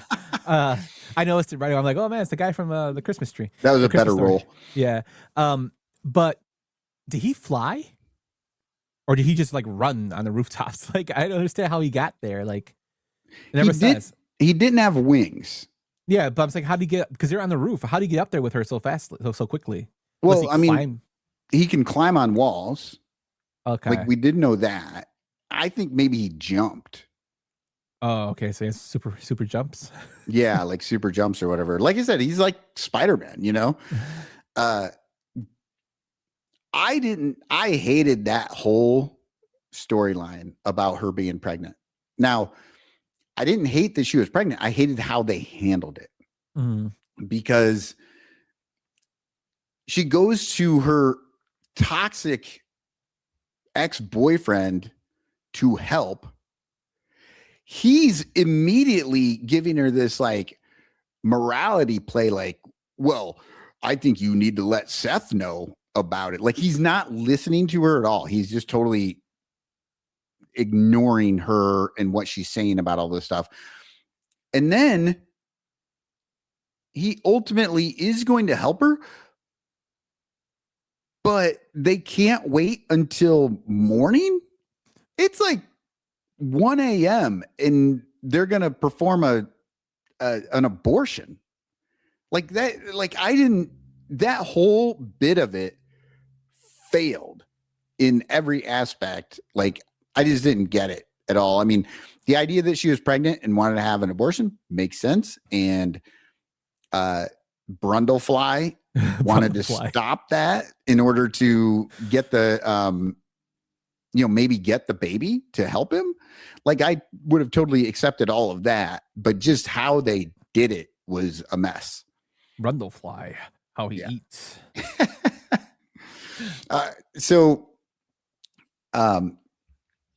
This was also a body horror going along with the disease stuff.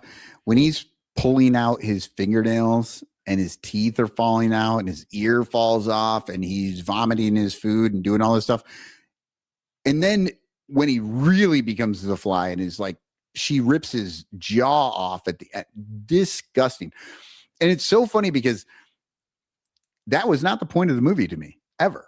I remember the vomiting on the hand and the leg. Like, I always remembered that, but I didn't think about the other stuff. And so when I was watching it, knowing that nobody wanted to watch it because it was too gross, I realized, like, oh my God, this is really gross. It just never, I don't know. It never affected me as much, I guess, before. Yeah.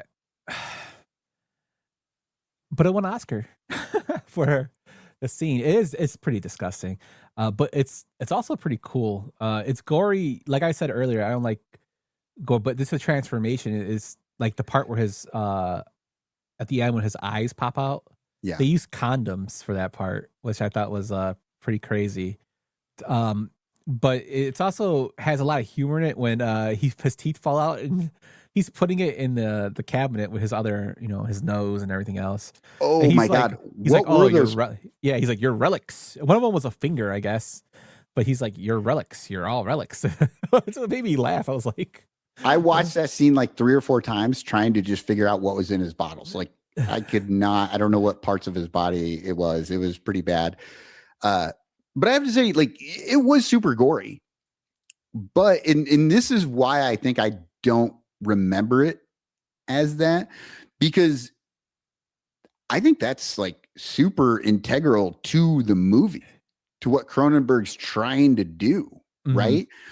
Because sometimes you get gore. I think the hand, the broken arm in the arm wrestling scene, melting the hand, those are sort of like superfluous. You didn't need those. But all the stuff where he's becoming the Fly and his body's falling apart, that was 100% needed. I think that's why there's one reason the movie is so good is it all of that really drew you in and made you think about it. Even though it was disgusting, it wasn't disgusting for disgusting's sake. Yeah. So, It was, yeah. I get, but yeah, there was a purpose to everything, like you're saying. Yeah. So it was good. I really enjoyed the 86 movie again. I've seen it a number of times. I used to watch it, I don't know, quite a bit when I was younger. And then, like I said, I saw it maybe 4 years ago and just now saw it. But I don't know. Do you have anything more to talk about these plot point punch out things? No, I think that we pretty much covered it the best we could. Yeah. So yeah, let's jump into Act 3 here. Yeah, let's go into that to finish us out. Chow dear, chow dear, it's chowder. Say it right.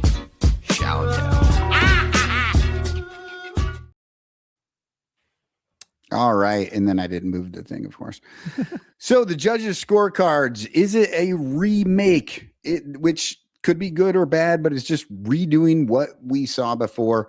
A reboot, something that improves and spawns something new. Rename, it's just not the same story at all. Or rethink your life choices. You shouldn't have made this movie. What do you think about The Fly 58 versus The Fly 86, Yumper? I think it's a remake, I would say. Very good one at that. It still has its flaws, but I think it was a very good turn of events that came out with it. I actually enjoyed both films a lot, to be honest with you. I thought they both had their flaws, but they were good to me in different ways. Yeah. So now they both had sequels, right?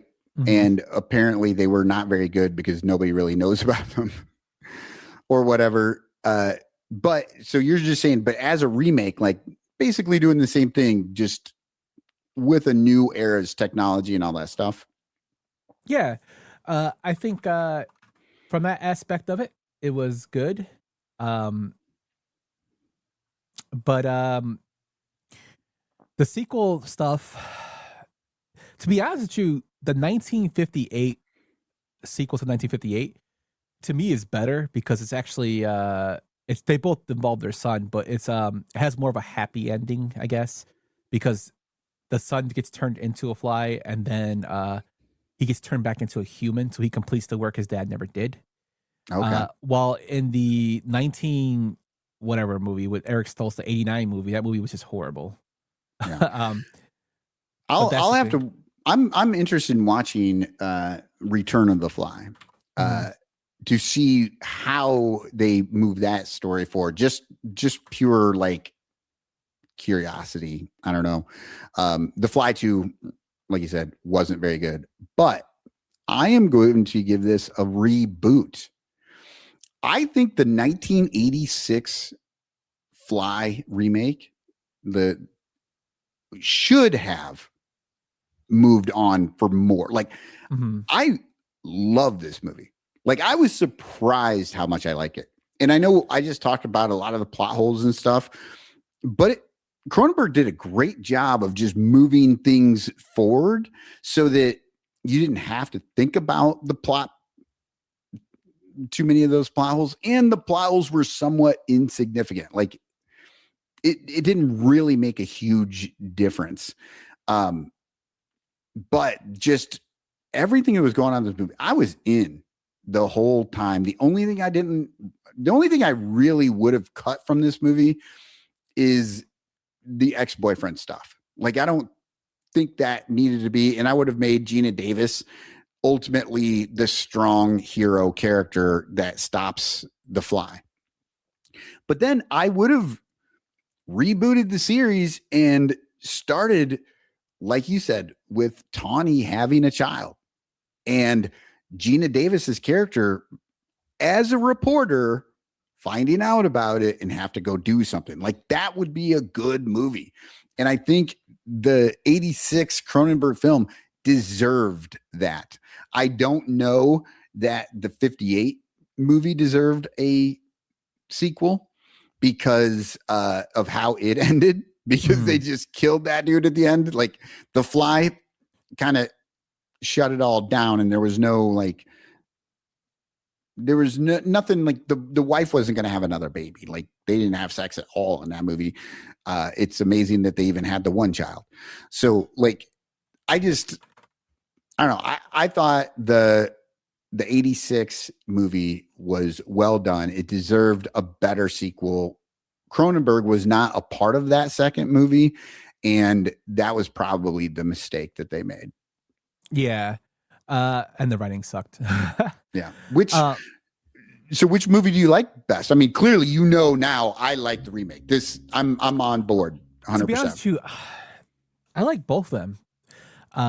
For different reasons. Are they both equal? No, I would say the 86 version is an upgraded version of it. I like both of them actually. Like they both have their flaws. So it's a wash for me because like if I want to go more gory, I can go with the more newer one. And if I want to go more story building in terms of like a flashback story building, I could go with the other one and with iconic scenes. So I like both of them actually. So it's kind of a wash for me. I could pick either or. You throw on either or of them and I would watch it. Of course, not with my kid around, but yeah. I would watch it.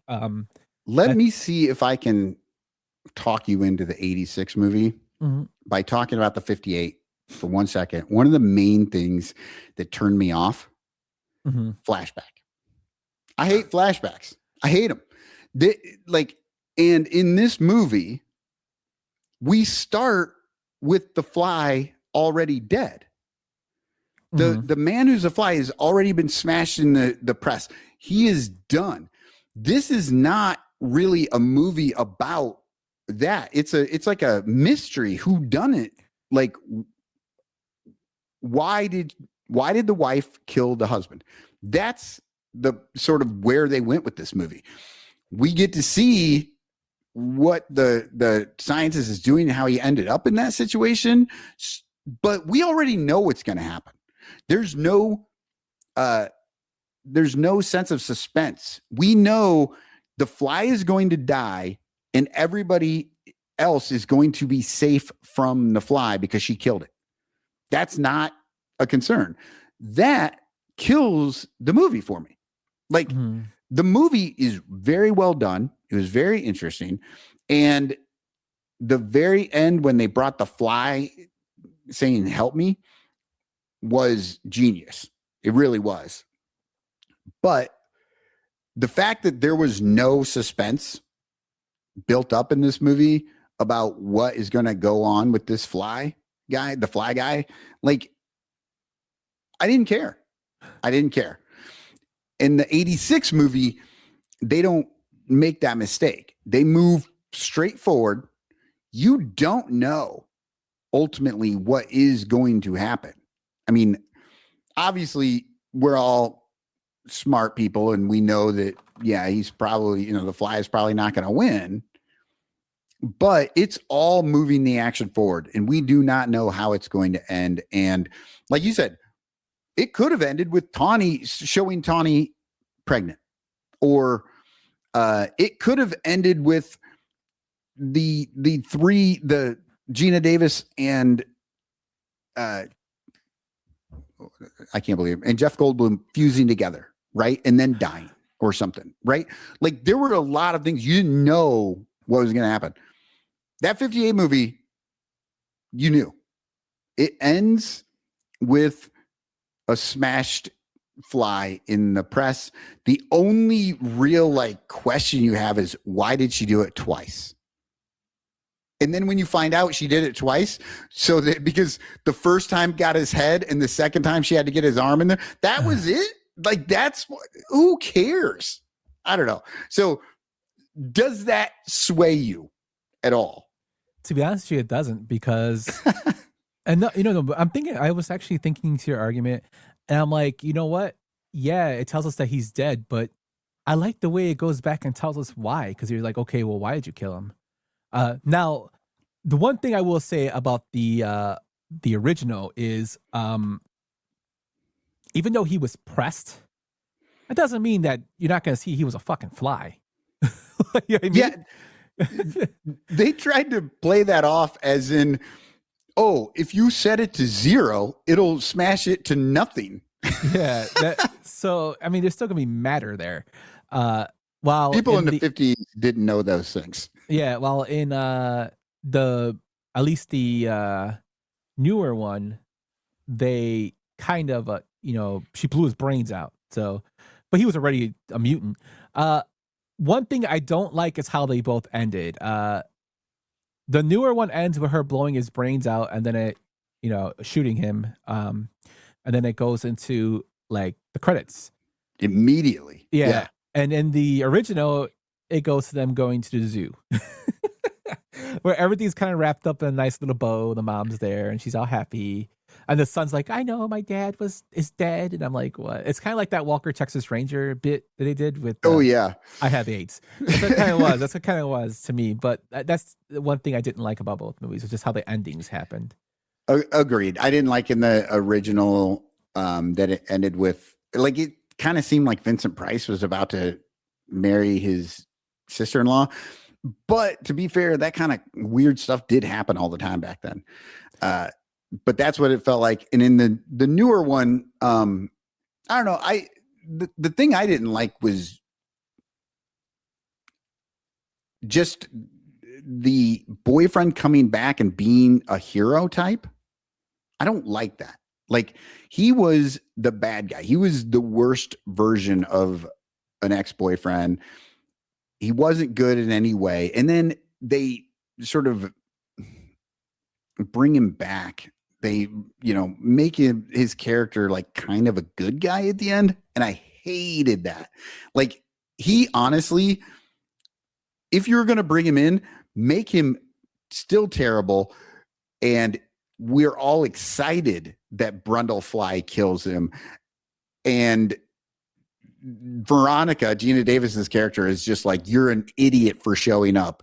I didn't want you here. And now you're dead because you're a dummy. I had it all handled. I would have much preferred that being the ending than trying to make this horrible dude kind of a good guy. That is totally too. Like I said, they both have their flaws, but I enjoyed them both. That's why I can't really pick between the two. It's not like I'm doing Godfather and Godfather 3 here. We're doing The Fly. You know what I mean? Yeah, exactly. I hate flashbacks. I really do. But that doesn't mean that every flashback is done the same. For a flashback movie, this was done well, I thought. Mm-hmm. I just don't like that concept because, like I said, I already knew how it was going to end. There was it took away that suspense, which I'd prefer not to. Yeah, that's for one of the reasons. Like, I'm not a huge my thing with flashbacks is like, if you ever watch Suits, I like Suits. They do some flashbacks in there when he's talking about his dad's death and whatnot, which I thought was cool. But then when you can kind of tell a show's kind of running on empty is when they do a flashback at like season 6. Mm-hmm. And they try and make the guy look even younger than what he is, and it didn't work for me. For me, a flashback only works as short bursts to give you some information about what's happening at the moment. When you do the entire movie as a flashback, that's where it kind of falls apart for me. Or you do an entire episode of a TV show. That's so, like, I just don't need that. I want to keep going with the story I'm watching. This one did a pretty good job of having that story in that flashback. Mm-hmm. I just wish I wouldn't have known that he was going to be dead at the end, no matter what. Yeah, I can see that. But like I said, I still got it's a watch for me. I can't be convinced in this one. I'm sorry, my friend. That's all right. It's a good movie. I think they're both good movies. Oh yes, I forgot. I was going to add this in here. When we were doing the character clash, okay, Yumper, who wore it best? They have the same haircut. Gina Davis or Jeff Goldblum. These are two horrific Well, no, this is one horrific 80s haircut. A man is wearing it on one side and a woman's wearing it on the other side. Who wins? I gotta go with Goldblum, man. You know, Goldblum kind of has the buggy eyes too. Yeah. Which I love Jeff Goldblum. Don't get me wrong. It just makes me laugh. Like he was just the perfect cast member for this film. The perfect cast. So the casting director should have gotten an Oscar just for that. Yeah. No, I love Jeff Goldblum in most anything he does. And I agree with you. I think that haircut looks better on him. And on Gina Davis, it just didn't. Wow, it just wasn't a good look. Yeah. I just thought it was hilarious when I'm watching it. I'm like, they have the same haircut, basically. But that's the 80s, man. I mean, also I hate in this picture his suit. It's like felt or whatever it is. I don't know. That's like an 80s thing. And he had 5 of them. Yeah, he was trying to do the Einstein look, so we don't have to worry about it. But obviously he cared about, going out with shirtless with just a leather coat later in the film. And a pimply face. Rough. All right. Well, I think that's it. I think we got through it. I don't know how I'm going to score the wash with you. I guess I'll give you a half on each. What is this? This is the original Predator, man. Oh my God. If you watch our Predator breakdown, this is actually Jean-Claude Van Damme as the Predator. Oh my God. That's amazing. He's got like a squid face. Yeah, he was supposed to be like that, and he quit after that. Yeah. Okay. Well, it's so funny. You just put that up there. He's speechless, folks. Yeah. Yeah, you can give me a half on each. But we went over the 2-hour mark, Cotton, which is something that we joke about. The at the show has been kind of trying to limit it on going over 2 hours because me and Tony sometimes feel like we just ramble. So we don't want to make everybody listen. Even though we sometimes trick people on bikes or escalators like you or ellipticals that almost die because we keep talking. But the 2-hour thing is kind of fun to go through. Yeah. Well, yeah. I don't know. Look, listeners out there, if you think we're rambling too much, let us know. We'll try to limit it a little bit, but these are just like our generic, normal conversation. Yeah. And there's a lot to say about these movies. I think they're fun to go through them like this. Yeah. It's not necessarily a bad thing. Just, I think that the more off the cuff stuff we talk about and the more, we write notes. I write notes for myself and Cotton writes notes for himself. We don't share them with each other. And that's what we're doing on the At the Show now. We're not sharing our notes just to get more of a genuine conversation feel. So I like that aspect of our shows a lot. Yeah, it's a good time. Every few weeks we get together early morning, hang out, talk movies. Yeah, it's a good time. I hope people enjoy listening to it. Yeah, and again, like Cotton said, if you have any suggestions you want to change, the format, let us know. We're open to suggestions. Or movies that you want to hear us talk about. Yeah, anything like that, let us know. Or if you have thoughts about these movies, you think we're insane for the things that we dislike or do like, let us know. Oh man, the TikToks, they always go after me for my takes sometimes on the TikToks when I post them of us. I'm like, what? I'm just making a point, and they're like, yeah, this guy knows nothing about movies. And I'm like, oh man, that's okay. Wow. But it's all good. I mean, you're in. If you can't take criticism, you shouldn't be doing stuff like this. But yeah, it just makes me laugh. Do you want to plug your stuff, Cotton? Oh yeah. I just had a new baseball rabbit hole drop coming out of the Bleacher Bunch podcast feed. You got to go look for it on your actual podcast feed. I do not do any video of that because I just like the audio format. I'm talking this season about war, and that is the stat of war, who's the best, who I think's the best, issues with that stat, all that stuff, and just telling you stories about different baseball players. The one I just dropped was pitchers.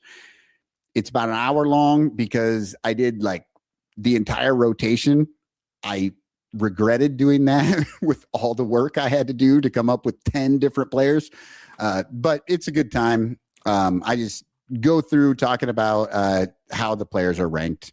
I'm going to do that for each of the 9 positions. And then, of course, Sunranto, we talk Cubs. And if you're on that Bleacher Bunch, I do a recap, or me, Danny, and Mike Waller all do.